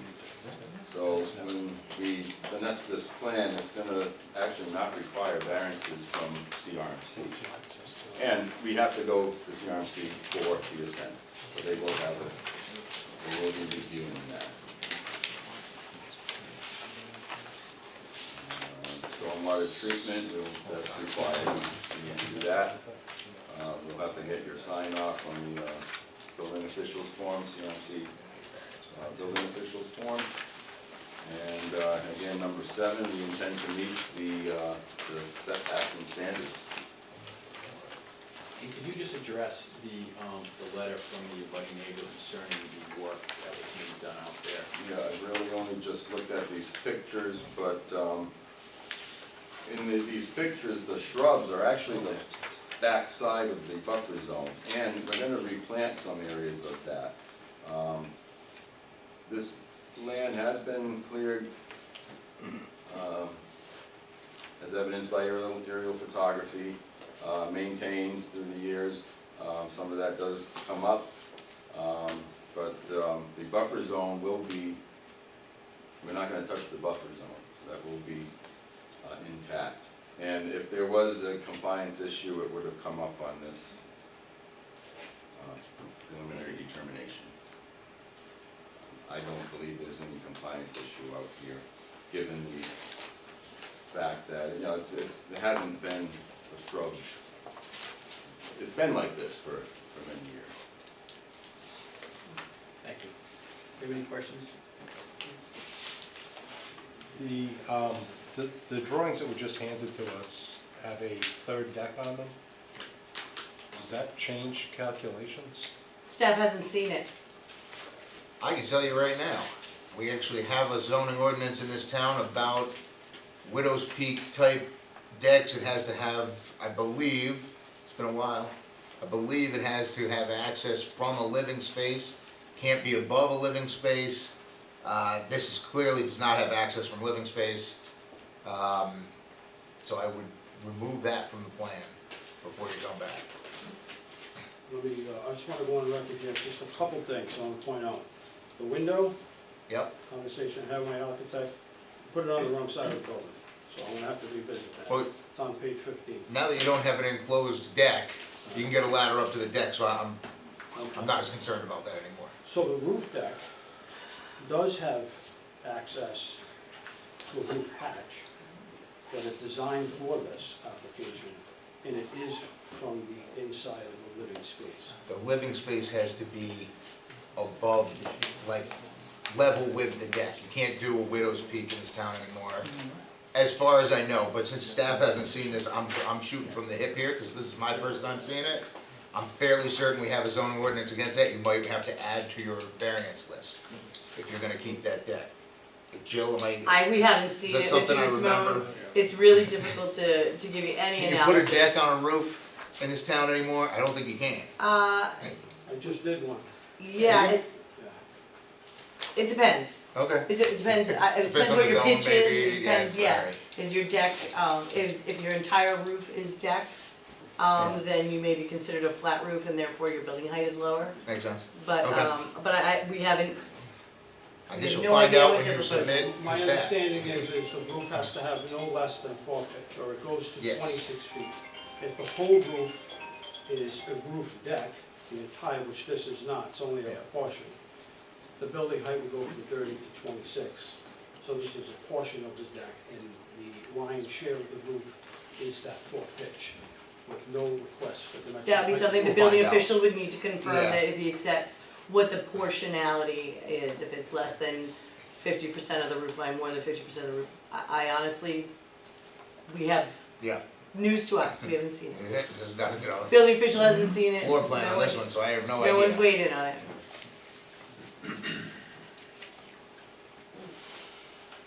Okay.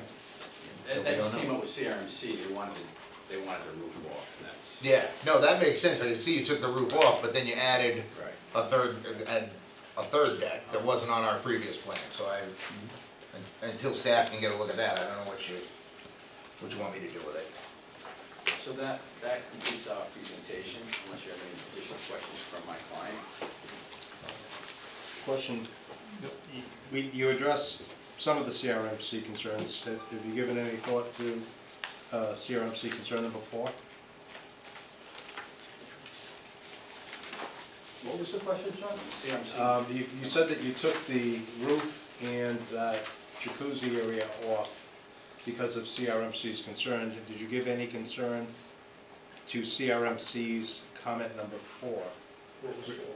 regarding it appears a smaller 2-bedroom dwelling with 4 to 6 foot deck would be more appropriate from the site? And so my understanding of that is if we left it the way it was, and we were asking for relief. So no, we're not gonna do that. We meet CRMC's setbacks across the board, with no dimensional relief being requested, so it. Yeah, I believe she was, well, referencing the plan that was there, of course, and that had to do with that space. Again, decks are allowed, so they. No, I was just asking, you said you considered one of their comments, if you considered all of them. When we took into consideration the roof deck issue, I'm not gonna shrink the house any further. There's no reason to, it comports with their rules and regulations.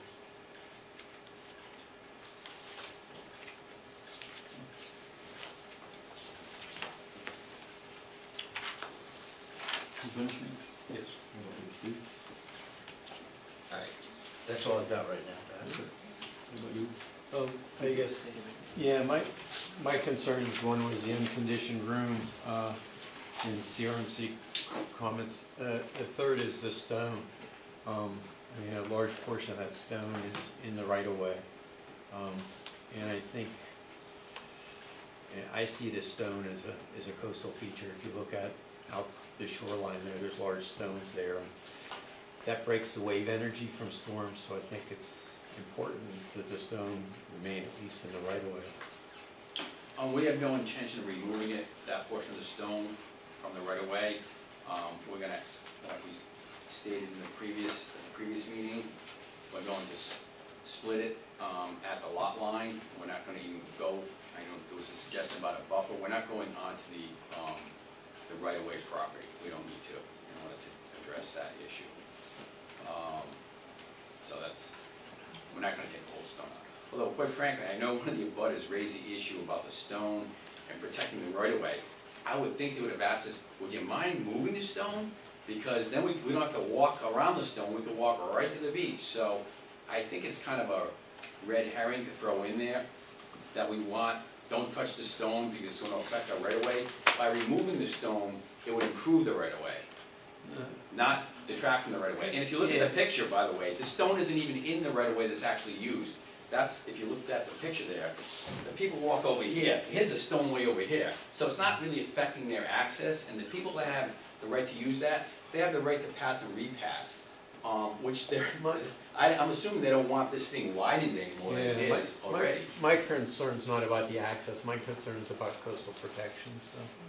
Yeah, I'm not sure how that boulder's gonna protect, I mean, the coastal features up there, and the boulder's in the back of the property. Yeah, I mean, storm energy coming, if you have a big wave coming in, it breaks the storm energy. My client would be more than happy to put 5 boulders on that right away if they want them, if that would help out. He's got plenty of boulders, he's in the landscaping business, in the excavation business, so he's got plenty of boulders. Yeah. So he has no problems with adding boulders. That's a big moving that boulder, keeping the boulder there. You know, no problem doing that. How are you gonna split that, Jeff? I'll have my client client answer that since he's in the business? Well, that's one question. I'll go on with the others, but I live in a neighborhood where blasting is, somebody's using a machine, you know, to cut granite. How are you gonna? So there's a couple ways of removing that rock. First off, there's no reason to blast this, it's just a large boulder. I already explored this, like I put on record at the last meeting, with soil evaluations, we had one right next to it. It's just a large belt. So you know it's a boulder? I know it's a boulder, I've been under it. Two ways to wash out. So now that I am aware that this nonprofit that owns that right of way is not, the folks that own it, they don't want me to remove it. So we're not gonna remove it. Initially, I would drill it and split it with a hydraulic wedge and ferrule, and then move it out with a truck, excavate it piece by piece. In this case, I'm gonna wet saw cut it on the property line in 2-foot increments, because 2 foot is the blade depth on the largest saw available to remove a rock like this. And we'll take it out to the belly and leave it right on the property line. And my end goal here would be to put a property line fence on both sides, upgrade the one that's there, I got permission from the neighbor, and one right here, and leave that boulder that's in the right of way there. And in removing that portion, on that picture, the upper portion, that portion of it, that creates the adequate parking that we talked about, It right? does, yes, sir. Okay. But the one thing, I guess I have to ask, maybe council has to help me here. Number 7 here, the letter from Ocean State LLC, CRMC file number D, whatever. Any case, this is from the letter here from staff biologist. In summary, the project requires a variance and should be redesigned to meet the full requirements of the CRMC, or a variance requested which demonstrates a minimalization/alternative analysis. Given the high hazard area, it's the staff's opinion that variances are hard to receive on this site. So the problem with that is it certainly influences me in terms of, I mean, it's obviously a very sensitive piece of property here. I think I can clarify that for you. And Can you? I'm gonna ask that Mr. McHugh come up and verify what I'm gonna say. Is that what Mrs. Sylvia was referring to was a variance with the hot tub room, the unconditioned space with the roof above it. If I was gonna move with that application in that form, we amended it, we took it out, so it wouldn't apply. And I think we probably did a good idea if Joe would verify that. Yeah, that's correct. So she's basing these comments on that plan that we submitted. So we are in turn removing that, and we are minimizing, and we're doing alternatives in response to this question. So we will be submitting a new design with these comments addressed.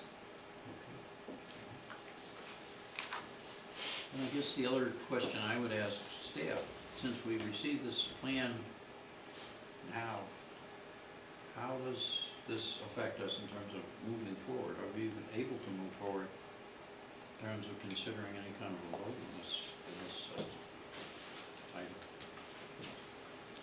item? Well, You haven't even seen it. no, we haven't seen it. Mr. DeSimone brought up a point which could be that the project may need more relief. I mean, we have looked at it, this department does not determine relief, but it would go to the building official would re-review it. Like I said, I don't know, we do have a new building official, I'm not sure what his interpretation would be, on the roof deck. It's really this board's prerogative if you're comfortable with what came forward. We don't know if it needs relief. We just can't tell you. But no one's even done the calculations yet on, If the building official says, we can't have it, we'll take it out. I mean, we'll just take it out. We're not married to it. but I think it's only fair to make a decision based upon accurate documents, to say, well, we're gonna change it after a vote is not a prudent way to go forward. If this is what you want to submit on, then I think it needs to go through the review process. We'll stay with the we'll stay with the original plan, but the window that you had requested at the last meeting, which we did, and taking the top off the deck, which was required by CRMC. Other than that, we'll pretend not even submit those plans to you. We'll go with the original plans. That makes things easier for you.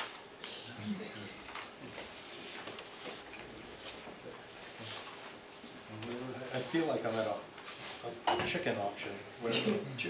No, we were trying to respond to We've your got a- comments from the last meeting. We've got a plan, then we don't have a plan, then we have a plan that we're gonna take a deck off of. Well, we And tried to I'm gonna take a respond to roof your off of- comments from the last meeting where you asked us if we would consider moving the window. We could have said, no, we're not gonna remove that window, but we did. Then CRMC, and then Dr. O'Neill suggested that he thought that could be converted into a bedroom. But quite frankly, we didn't take the roof off because of what Dr. O'Neill had said. We took it off because of what CRMC said. CRMC had a condition that they wanted the deck not attached to the house, correct? They wanted the deck to be freestanding? It already is. Right, but not if it's attached at the roof. It's not at this point. Right. That is not Yeah, freestanding. that's not freestanding. That's not a freestanding deck. No. So that drawing with or without a roof is not in compliance with the CRMC letter. Could you explain to me how it's not? It's You- 100% in compliance with CRMC. You have a wall in the drawing that's shown attached Which- to the house. Right here? This? Yes. Yeah, that's no longer there, we took it out. It's never gonna be there. Well, we don't have a drawing that's part of the package that It's on the shows, table right here. but the drawing there has a third floor. Nobody's been able to look at that. No one has had a chance to review it. No one's had a chance to measure it. We're borderline on floor area, we're borderline, it's a tiny lot. I probably shouldn't have even given you that plan to look at. We should have just gone with the original plan, and then at the zoning board, we would have had the right to make a modification if they requested it. We could have just waited to the zoning board. I probably gave you too much information, didn't need to do it. So we'll go with the original plan. That's what we're gonna do. And that's the original plan. We'll go with It the shows a original roof plan. and it shows a lot. That's what we'll go. That's what we'll With go. a roof and with a wall. Yes.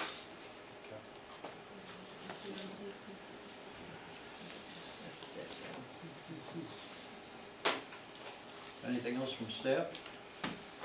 Oh, yes, Mr. O'Neill, I believe that if the board were to consider it, that an additional condition should be added, that the limit of disturbance that Mr. McHugh had referenced at one point, and I believe that Mr. Mahoney had also mentioned that there will be, or it may have been Mr. McHugh, my apologies, that there would be permanent markers established for those,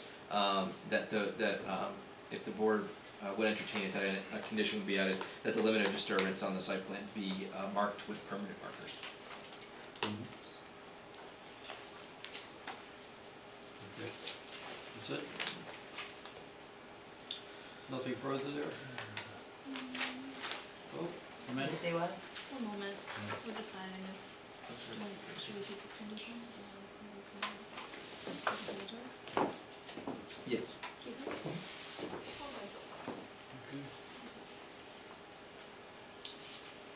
Whispering going on, so I don't want to move ahead until we find out if there's something else happening. That pertinent to where we are? It is, just, thank you, Ms. Patron. Could we just get, the applicant's name for the record, because I'm not sure, you're A, on camera, and B, you haven't stated your name. Okay, yeah, so my name is John Mahoney, and I am the owner and the operator of Ocean Vine Development LLC. And that was Thanks, sir. put on the record last meeting, so. Yes, yeah. That's okay. For new folks watching tonight, Okay. Mr. McGreen. And I'm Jack McGreen. We know, Your reputation precedes you. so, that's it from staff? That was, That's it. that's, yeah. Any more questions, we'll go to public. Public, speak, right up there, push Mr. Green aside. Good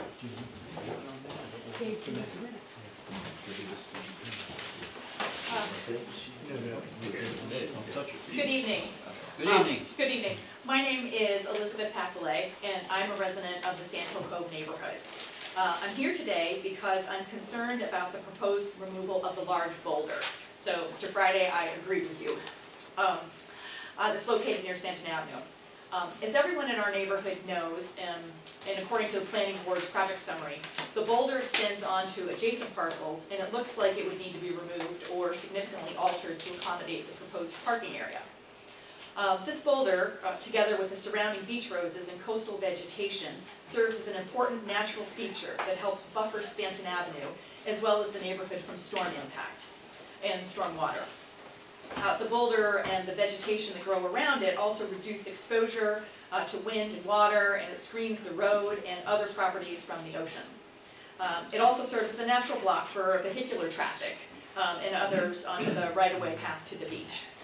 I'm wondering if a geotechnical or environmental engineering evaluation has been completed to determine whether the boulder is indeed removable, or is it a part of a large rock or rock formation? And if it is to be removed or cut or altered, what would be the impact on the disturbance necessary to remove it? And what would be the impact on Stanton Avenue, as well as the neighboring properties relative to the vegetation and water and erosion? I hope before any approval is granted, the applicant is required to provide a detailed plan showing the exact extent of the boulder removal, the vegetation disturbance, and mitigation measures, as well as any analysis on the impact on coastal resilience, drainage, erosion, stormwater runoff, and the neighborhood character. I'm also concerned about the loss of coastal vegetation in the area, including the beach roses. They've historically contributed to the dune stabilization and the storm protection of the area. The applicant actually did take down some beach roses that protected the dune, and it's now a path, or it's a way to the beach, and there's a couple of chairs up there facing the ocean, as well as a camera. I don't know exactly where the camera faces, but I imagine it faces around the property. But that's taken, the beach roses are now down, and so storm water can come straight toward Stanton Avenue. So has the full extent of the vegetation removal been documented and reviewed? Have the appropriate agencies been considered? And finally, I guess I'm also wondering if the abutters had received letters about this project. Thank you for your time. As far as the receiving letters, we don't do that anymore, right? Not at this level. Yeah. The abutter notification goes out in zoning. Zoning, did you know that? I was not aware of that. Yeah, planning board, we have a number of neighbors complain about that they didn't even know we're having these hearings, but it's not required. With zoning, it's what, 200 feet? For site reviews, Dr. O'Neill, for projects like this, where the final authority lies with the zoning board, the public hearing is at the zoning board, it's 200 feet, so that's the notification requirement. This is a public meeting, it is publicly noticed, it is on the town's website, it is posted to Secretary of State, and if you sign up for Notify Me, you get all the notifications for every meeting in town. Unlike your previous application, which was a public hearing and was properly notified. But I understand the comment and other comments. I'm a gray-haired person, so I tell everybody I look at my email once a week. Most people look at it after they're awake 15 minutes, so that's not where I come from. But the point you bring up, I've heard again and again when I'm out in the community, people say, "We didn't know you were having a meeting about that." Well, that's not the way the regulation is. If you want to change the regulation, you get the town council and others to try to change it. But that's why the rule is the rule in terms of notification. Okay. So, anybody else from the public want to speak, please, on the subject? So, moving right along.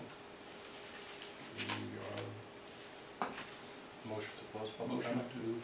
to close the public hearing? We didn't know. It's not a public hearing. All right, so we don't have to close it. Nope. No, there we So go. right now it would be completeness, conformance, and then a recommendation. Those are your three votes. You can take completeness and conformance together separately. I think as far as completeness and conformance, the issues, we have a new plan. It's been formally withdrawn. I'm withdrawing that plan. This plan is, So, go on. Anyway. so, but again, it was put on the table here. I And this is our meeting. I mean, that's nice that, no, I understand what you, but it's like, it suggests incompleteness, I guess, that, in any case, go ahead. I would think it's complete, being that it's on the portal. We do have that last component, it's on the portal, it's not in our packet. If there's any other comments, it's just to stop at completeness. And conformance?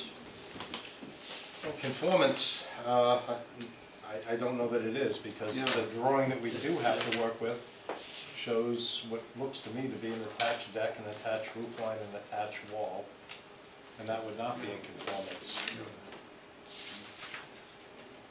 Would that not be in conformance with our plan or with CRMC? I don't think we have a regulation about attack, because either way, they're asking for 163 odd feet from the coastal feature, right? So are you for the conformance with the comprehensive plan, or, I'm sorry, give me your, I believe we're still in completeness and conformance. I Conformance with believe the comprehensive plan. Yeah. So you could find, looking at the condition, looking at the goals, policies, and action items of the comprehensive plan, you could find the project not in conformance with the comprehensive plan.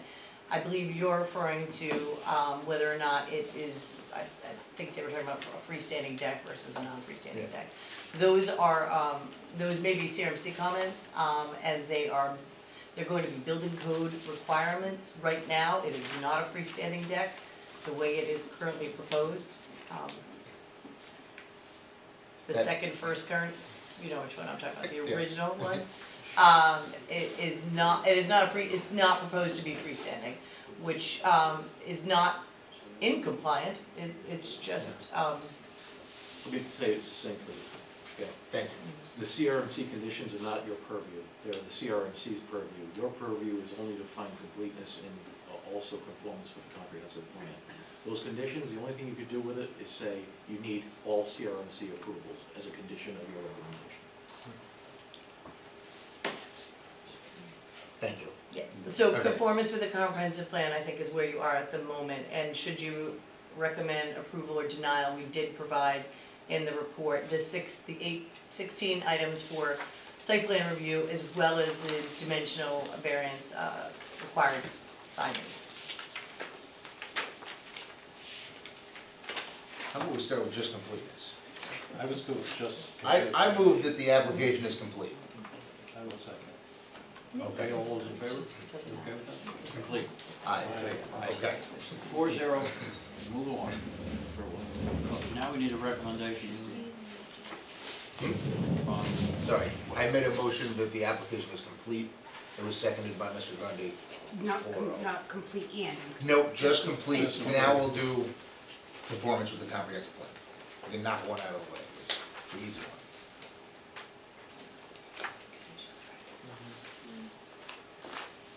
So who's gonna tackle that one? You gonna do that, Steve? You have some notes over there? You want me to? Well, I've got, I just, I can talk about a couple of concerns, and then I guess it's whether or not we've met them. I mean, it's a brand new empty lot, and we're asking for 3.5 feet of relief on the front. And I believe the standard is they can request the minimum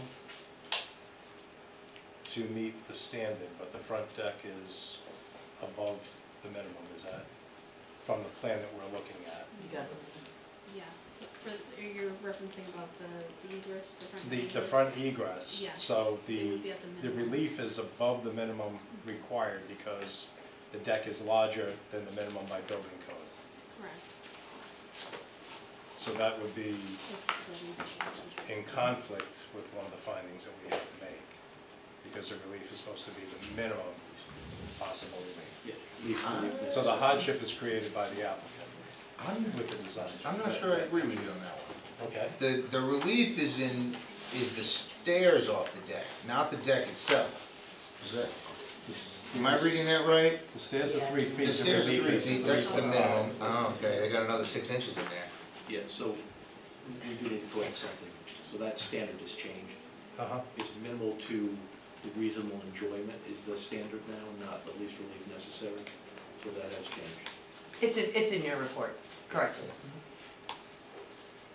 So I think, Mr. Grundy, is the question that the applicant is seeking relief because they are not proposing the minimum egress of which would be exempt? Yes. Then correct.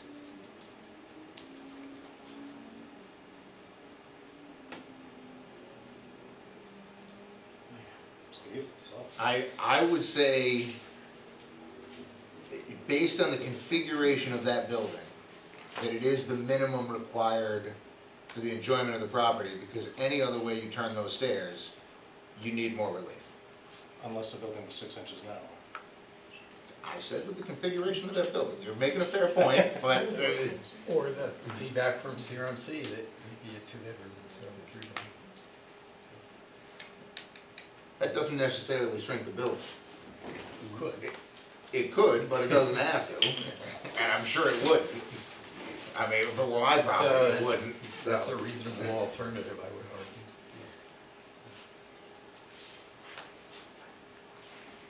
It's just, it's a tough lot. It's a tough lot, Oh. that's for sure. It's probably why it's never been built before. There's a reason why it's been vacant. Yes.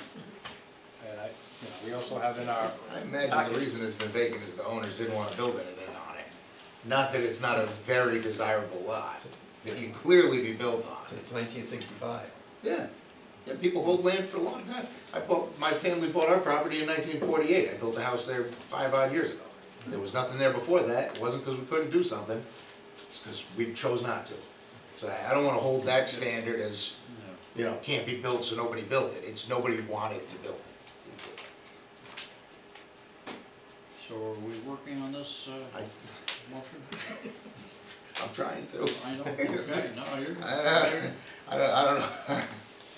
So, Dr. O'Neill, members of the board, we did, Ms. Awas provided you in the report at least 4 policies for the, that you could consider for compliance or non-compliance with the comprehensive plan. There are a plethora of others, of course. So you may have others in your review, you may have found others, but there are at least 4 to consider here. Because we are still on conformance with the comprehensive plan, correct? Mm-hmm. Yes. How about this? I'll get us going. I move that this is in conformance with the comprehensive land use policies, LU 1.1. It strengthens the neighborhood, and it seems to be within the town's vision for future land use, as that's an established neighborhood and an empty lot in the established neighborhood. I would also find, oh no, that's LU 2, so I mixed 2 of them up. That's LU 2.2, strengthens neighborhoods, respects natural resources, as he has pulled the house forward to get away from that, and he's got the 25-foot buffer, and in his plan, it says outside of that 4-foot proposed plan, that he is gonna replant or allow to revegetate the rest of that buffer. I read that somewhere in here, it's in here, I'm sure of it. Preserves open space, not exactly applicable to this. It's an empty lot that's privately owned. I don't know if I would consider that open space, so maybe not that one. Avoids sprawl, sure. Reinforces community character. The houses on either side are already on stilts. They look very similar, so I would find it in conformance with that one. LU 2.3, guide development to protect and enhance the town's natural resources. This clearly does everything it can to protect the coast. As I said again, I'm repeating myself, but it protects that buffer and revegetates any of the missing buffer, which much of it was missing before he maybe cleared some of it, and he's saying he's gonna repopulate it. I would make that a stipulation, but we're not there yet. Policy N1.1 is about the same. Ensure natural resources are protected from impacts associated with development. He's got a 25-foot buffer.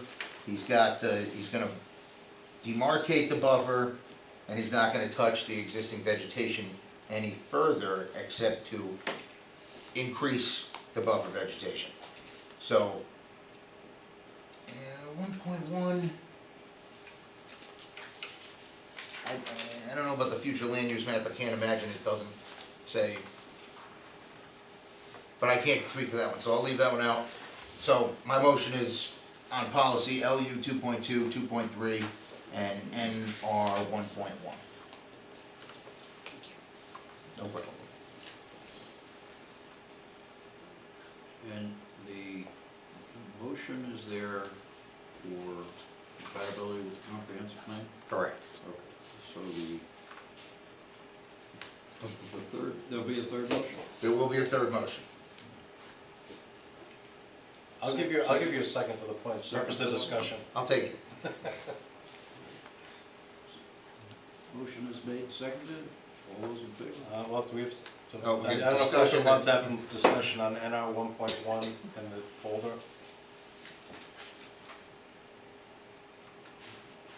I'm missing. We're gonna do discussion on that. NR 1.1, ensure natural resources. Rupert brought up an issue, so I didn't know if he wants to address that or not on NR 1.1, whether or not the boulder issue creates a conflict with that, or are you okay with that? Yeah, I think the boulder is important for coastal protection, for resilience. And I think if the house was shrunk a little bit, you wouldn't need that space for parking. We're not at that point. That's the next point. Right, but that's. Oh, because of the related rock. to the Yeah, I concrete. got you. Yeah. Yep,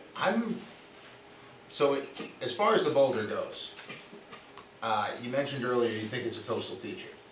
I'm Well, gonna disagree because it's not in the CRMC PD, so they it- didn't flag it as a coastal well, feature, so I'd say it's not. Well, the technical thing, but if you look at the boulders out That's what we offshore, and it protects coastal, it adds coastal resiliency from storms. That's what I think. The breakwater, sure. Yeah. Yeah. So if you're saying that that's is deferring a significant amount of wave impact, that extra If 7 feet of stone there, Yeah, if it's overwashed, it would break the wave energy. Okay. Yeah. I can't disagree with you. I find it to be minimal impact, especially since he's gonna leave the majority of the boulder. Obviously, the drainage issue is gonna come up if he's planning on cutting the top of the boulder off instead of removing his portion of the boulder, because you do, I get it, I've cut some boulders in my day, but you're saying that you're gonna put drainage under the driveway, and that boulder is part of the driveway. So, but that comes up later with drainage, obviously. But I'm just gonna caution you that you may have to remove the entirety of your part of the boulder, or at least the part that's in the driveway. It's also going to have to be noted in the drainage calc, because Yeah, that's impervious right at the surface if you leave it. you also become impervious on your horizontal. Yes.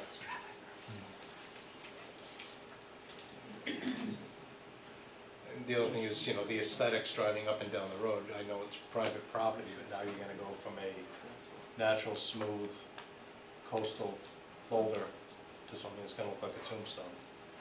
Well, I think his plan is to park a car on top of it, so it's gonna be under, oh, you mean the side that's gonna be The left? face, yes. The face that he's gonna be cut left, off there. yes. I got you. Changes the aesthetics. So we're working on a motion here. We're working on it. We're working on it. So the motion has been made, you're going to leave it at that, right? And seconded. So I guess the question is, can we move on this issue so we get on to the yay and nay of the request? I'm done talking if everybody else is. How about that?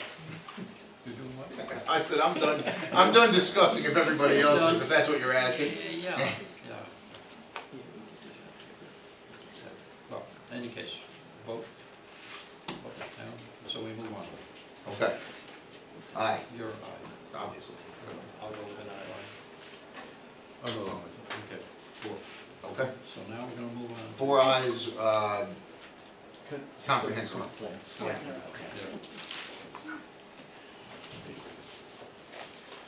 Now to the meat and potatoes here.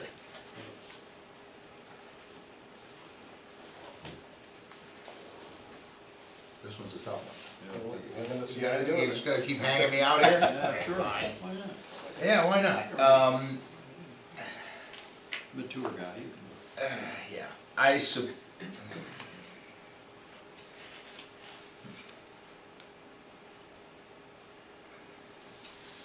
I would move that we give a favorable recommendation to the zoning board on this application to grant a variance by finding that the hardship that they're requesting relief from is due to the unique characteristics of the subject land and structure and not the general characteristics of the surrounding area, and it's not due to physical or economic disability of the applicant, accepting those physical disabilities addressed in Rhode Island general law. The hardship is not the result of any prior action of the applicant, and that the granting the requested variance will not alter the general character of the surrounding area or impair the intent or purpose of the zoning ordinance or comprehensive plan of the town of Narragansett upon which the zoning ordinance is based. Section 18.5, Mr. DeSimone. Section 18.5. That's, yep, that's your charge. That's your recommendation to zoning on Yep. their charge, and your charge is at section 18.5. Okay, here we go. Compliance with all applicable development and performance standards. I find that's 1. 2, compatibility with surrounding land uses, yes. 3, suitability for site for the proposed purposes, pending all the engineering that we don't have, yes. Hard to find that without the engineering. Maybe I'll skip that one. 4, capacity with public facilities, including but not limited to transportation, fire, police protection, schools, parks, yes. Adequacy of proposed method of water supply and sewage disposal. We talked about that 2 meetings ago, but I'm coming up a little fuzzy. I know there's water there. Is there sewer in this street? Or is this, yeah, okay. Okay, then yes. Sorry, it's been a while now. 6, adequacy of proposed drainage or erosion control. I can't do that one. Adequacy of convenience and safety of vehicular and pedestrian circulation system within the site and the relation to adjacent streets, yes. Adequacy of off-site loading and unloading facilities, I'm gonna go with yes. Even with that stone, you still got parking under the building, if I recall correctly from the plan, so I'm gonna go yes there. Provision of screening and buffering the proposed project from adjacent residential properties. I'm gonna skip that one pending the fence that we've been promised. Provision for design and location of public access ways to Narragansett Bay, skip that one, it's not pertinent here, you go public access next door. Provisions for underground installation of utilities and services, yes. Impacts to proposed project on coastal and freshwater wetlands title, other exceptional natural resources. Obviously there's impacts, I'll skip that one. 12, let's go to 13. Potential for, we're gonna skip 13. 14, potential for degradation of water quality, that's fine. Adequacy of proposed measures to mitigate adverse environmental impacts. I think he said that with the repopulation of the buffer with natural plants. Availability of alternatives to proposed project. We haven't seen any, so yes. I think I'm done. Discussion. I'm sorry, that's on you. Sorry. Alternatives? The alternative is to build something more, or to propose something more in compliance with CRMC's recommendation. I would have a question with number 1, compliance with all applicable development performance standards. The section 4.4 coastal resource overlay district, the variance on that is No, there's common. been no second. Mr. Chair, for discussion, we need a second. I'll second for the sake of, thank you. I appreciate it, I'll take it. Okay. Do we need further discussion before we vote? Yep, so Mr. Rodney was going through. Going through it, so section 4.4 is something we deal with very frequently, and I think that's a very,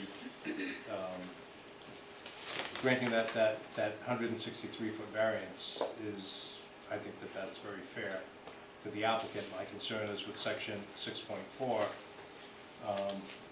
that there's really no reason for that the hardship is created simply by the design. The recommendation is that something small from CRMC was that something smaller could have been built.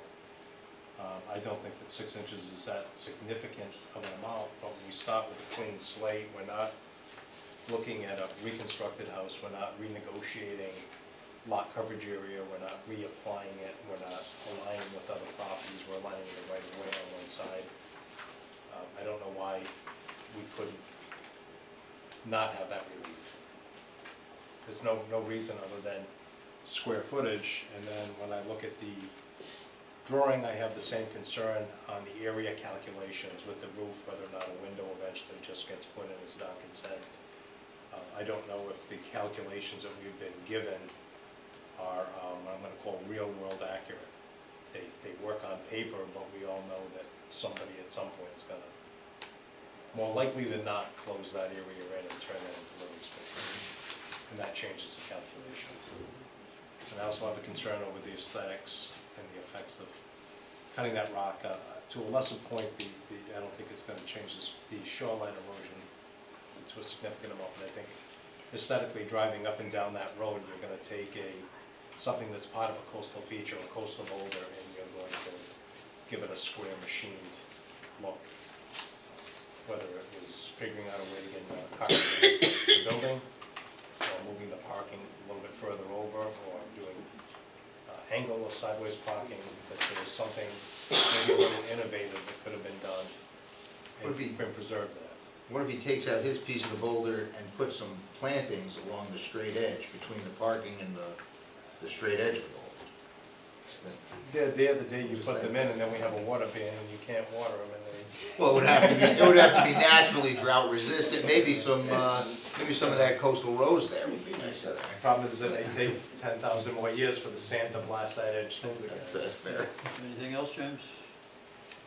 No, that's, I also think that there's going to be a fence there. I'm comfortable with the delineation of the property line. If there weren't going to be a fence, I'd like to see some granite bounds at maybe 25-foot increments to delineate the, I don't want to call it a public right-of-way, but the semi-public right-of-way. I know that looking at Google Earth, because I did receive that email about the beach roses, I looked at a bunch of different years of Google Earth, and you can slide the item, and you could see where at some point, historically, the previous owners had mowed almost the whole lot. It had you could see the mowing in some of the photos. So delineating that space would be important, but I think a fence would accomplish that probably better than a granite monument. Not that I like fences, but... What now, is that addition to the motion? Or? I would modify the motion to remove number 1 of 18.5, compliance with all applicable development and performance standards. Is that what you want? I think if they can't meet it, it changes the tone of the motion. Yeah, it certainly does.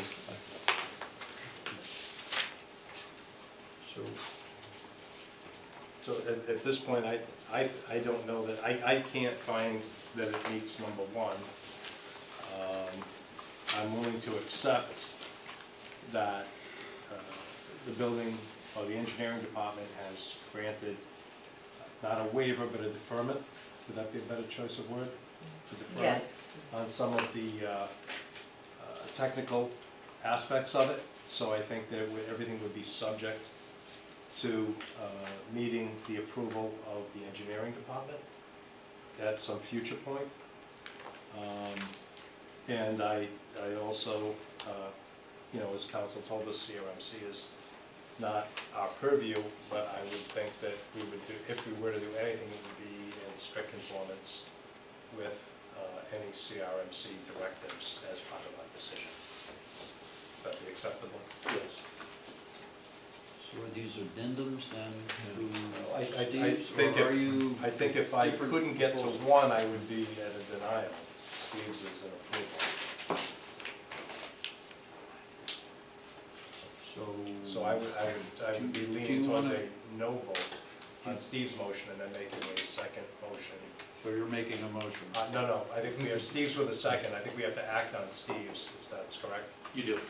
And So we have then, to act then on there would be Steve's if Steve's motion carries 3-1, then so be it. If it doesn't get at least 3 votes, then I would make a motion Okay. for a denial unless it came back with a redesign of Let's some move sort at move some along, future. midnight is approaching. So, okay. So ready then to vote on Do you have anything with it? Steve's I agree with a lot of what you said. I think I have a hard time finding in compliance with development standards, and I think there's alternatives. And I would add impacts of the proposed project on other exceptional natural resources. And I think that boulder is an exceptional resource. I think it does that. Okay. So ready for vote? Yes, sir. Vote on Steve's motion. All those in favor? Aye. No. Negative. So 3-1, you get that, Heidi? 3-1 negative. Okay, so James? So I would make a Create motion to send a negative recommendation, and I would base it on everything Steve said, but my difference would be, as it relates to item number 1, compliance with all applicable development and performance standards. I think the plans that we currently have do not need it. They may be able to be modified, but very slight modifications to get us there, but I just don't think that what we have in front of us meets the requirement. I am willing to accept the deferment. It's really number 1, and I think that the issues as far as the replanting are not very well documented. There's a notation, but we have no planting schedule, no planting plan. There's no identification to what, if anything, may have been removed. There's no landscape architect, botanist, or I haven't seen anything that identified the difference in what we see in aerial photos that looks, at least in my lay opinion, quite significant of a change in that area. So that would be my motion. I'll second that. All those in favor? It's up to you. It sounds like we discussed a lot of it on the I last think one. we've already beat it up, but. Aye. I guess I gotta say no. I'm going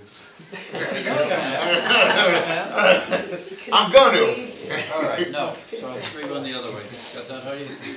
Yep.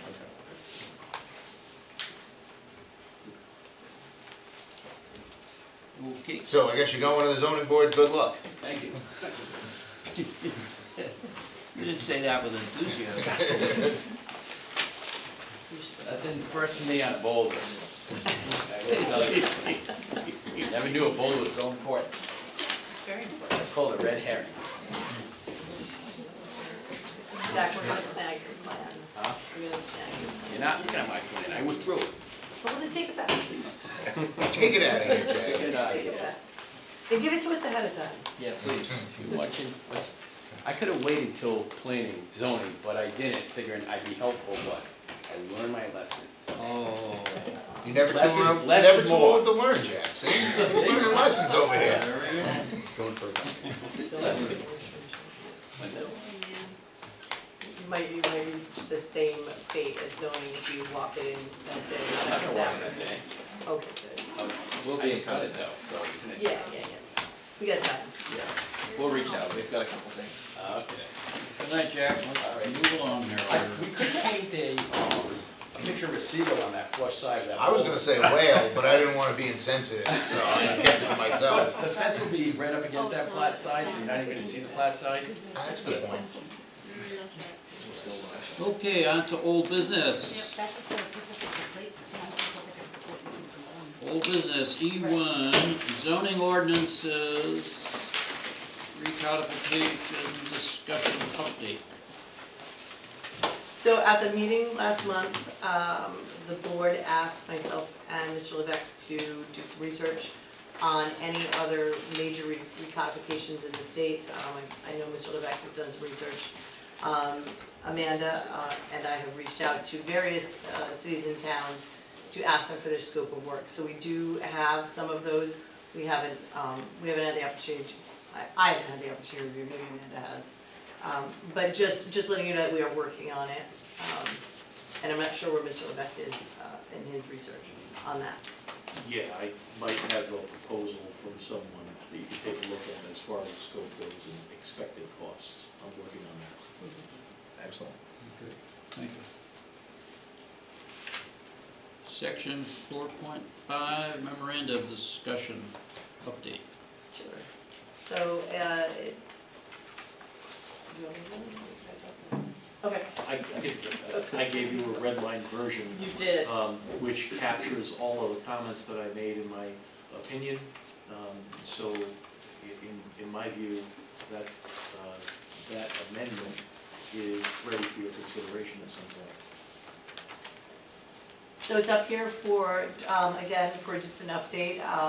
So unfortunately, the lighting is odd in here. So on this first page, it's literally just the removal of a couple of brackets. Of course, I can't see them.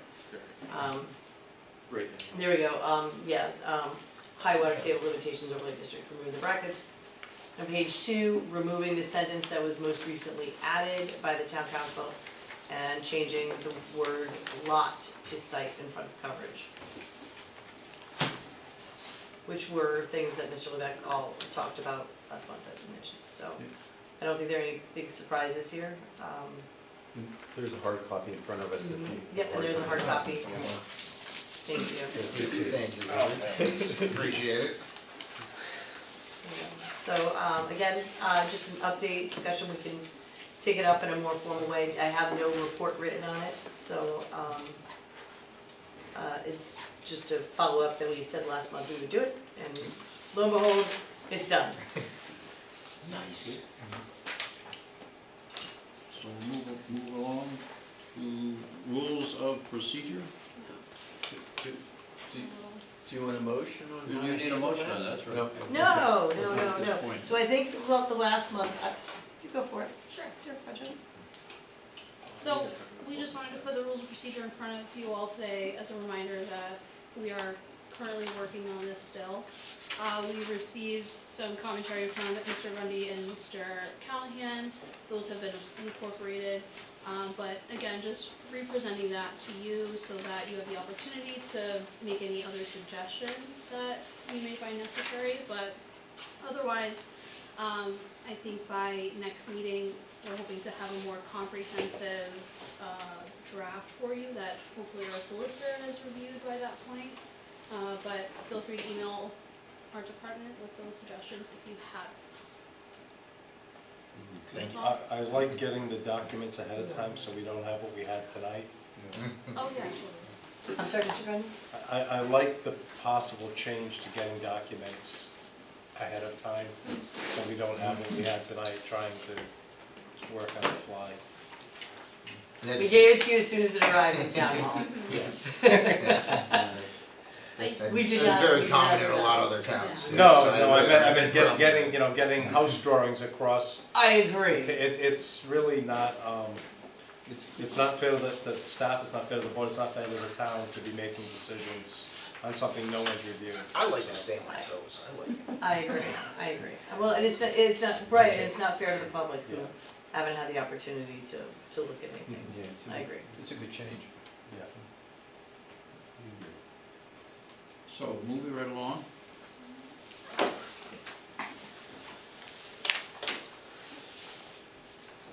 Where are we on? Rules of procedure? Coastal access. Coastal Access Improvement Committee, liaison update. So, I wasn't able to attend the last meeting, but they are, and it's tomorrow night, they are working on sort of strategic vision, sort of identifying things to work on. And that was some brainstorming that happened last meeting, it's gonna happen some more tomorrow night, and then continuing to follow up with the dredge of the river. Nice. Land Conservancy Trust. That's me. Oh, there we go. We're still working on the Sunset Farm Management Plan. We should have an update for tomorrow. We also have a meeting tomorrow, maybe? Jill's looking at me like we don't. We do, we got a core by the skin of our teeth today, Nice. but I do not have an update now. Yeah. Yeah, No problem. we'll talk about that. We'll see how it goes after See tomorrow. how it goes, things may arrive tomorrow. I'm happy to announce that the town council last night accepted the lease agreement pending legal, looking at it for the yellow building. We did, Yes, down in Narrow River, thank you. for the old Wiley's to turn into another restaurant. Yes, it's gonna be another restaurant, 5-year lease, Is that right? and then an option to re-up, and the guy's gonna put up his own money for the remodel, and he's done his homework, so it'll be less than 50%, so it shouldn't trigger any stilts or anything, so that's great, I like that. I like it when the town gets property for free, that's good. So, we're gonna get an update to our property, and it's not gonna cost us anything. And Gansett Days are coming up, they wanna walk the Sunset Farm Loop and the other one that I always forget the name of, Crooked Brook. Probably the Gansett Loop, at least Crooked Brook. Yeah, thank you, Joe. And we'll keep you updated on that as we get closer, because the date's in my calendar, I can't remember. Many years ago, there was an excellent restaurant down there on our river in that area. The buildings were much worse repair than they are right now. I don't know if anybody in this room remembers that, but the food was outstanding. And they did very well for a very short time, and I don't know what the heck happened. They went out of business. In any case, moving right along. Comprehensive plan update. Absolutely, so, the survey is out. It is on our website, it will go on socials tomorrow. I'll do an email blast, I'll get it out as much as I can. Town manager announced last night is at his update. The public workshop has been set for July 13th here in Town Hall in the council chambers, and I apologize in advance, it'll be warm. It was the only room available, so, and that will be led by our consultant, Weston Sampson. And also last night at the town council meeting, the town council approved two things. They approved scheduling 2 work sessions with you. One, to revisit the urban renewal, so I know at least 3 of the 4 of you here were here last August when we talked about the integration of the zoning ordinance changes into the urban renewal. It really doesn't doesn't change any authority or anything, it just, there's a couple of things that the urban renewal plan from 1969 and all 11 amendments aren't clear about, such as landscaping or vegetation or the types of uses. So you are looking for guidance on how to go ahead and take that back. And the comprehensive plan work session, so for this board and the town council to talk about, educate anyone who might not be familiar. I think you kind of already heard it last week, but for those folks about the process and glean any initial feedback they may have. Both of those meetings, both of those work sessions will be back to back on July 8th. So just a few days before our public workshop. And that's it at the moment. For the comprehensive plan. Thank you. Anything else? Yes, Mr. Chairman, or Mr. Vice Chairman, you need to address administrative matters and the approval of minutes still. I believe that those were skipped earlier in the meeting. The minutes were. No, Oh, the minutes, okay. It's the quorum. So it's just the quorum. So just verify that you'll be here next month, on July 21st, please. I will be. I will be. Yeah. God willing. Thank you. I will be as well. Thank you. All right. Oh, one more quick thing. Happy birthday, May, tomorrow. Sorry, gotta sneak that one in on you. Oh. The little baby May turns 1 tomorrow. Oh, that's wonderful. So we make the motion for adjournment? Motion to adjourn. So, second. All those in favor? Aye. Aye.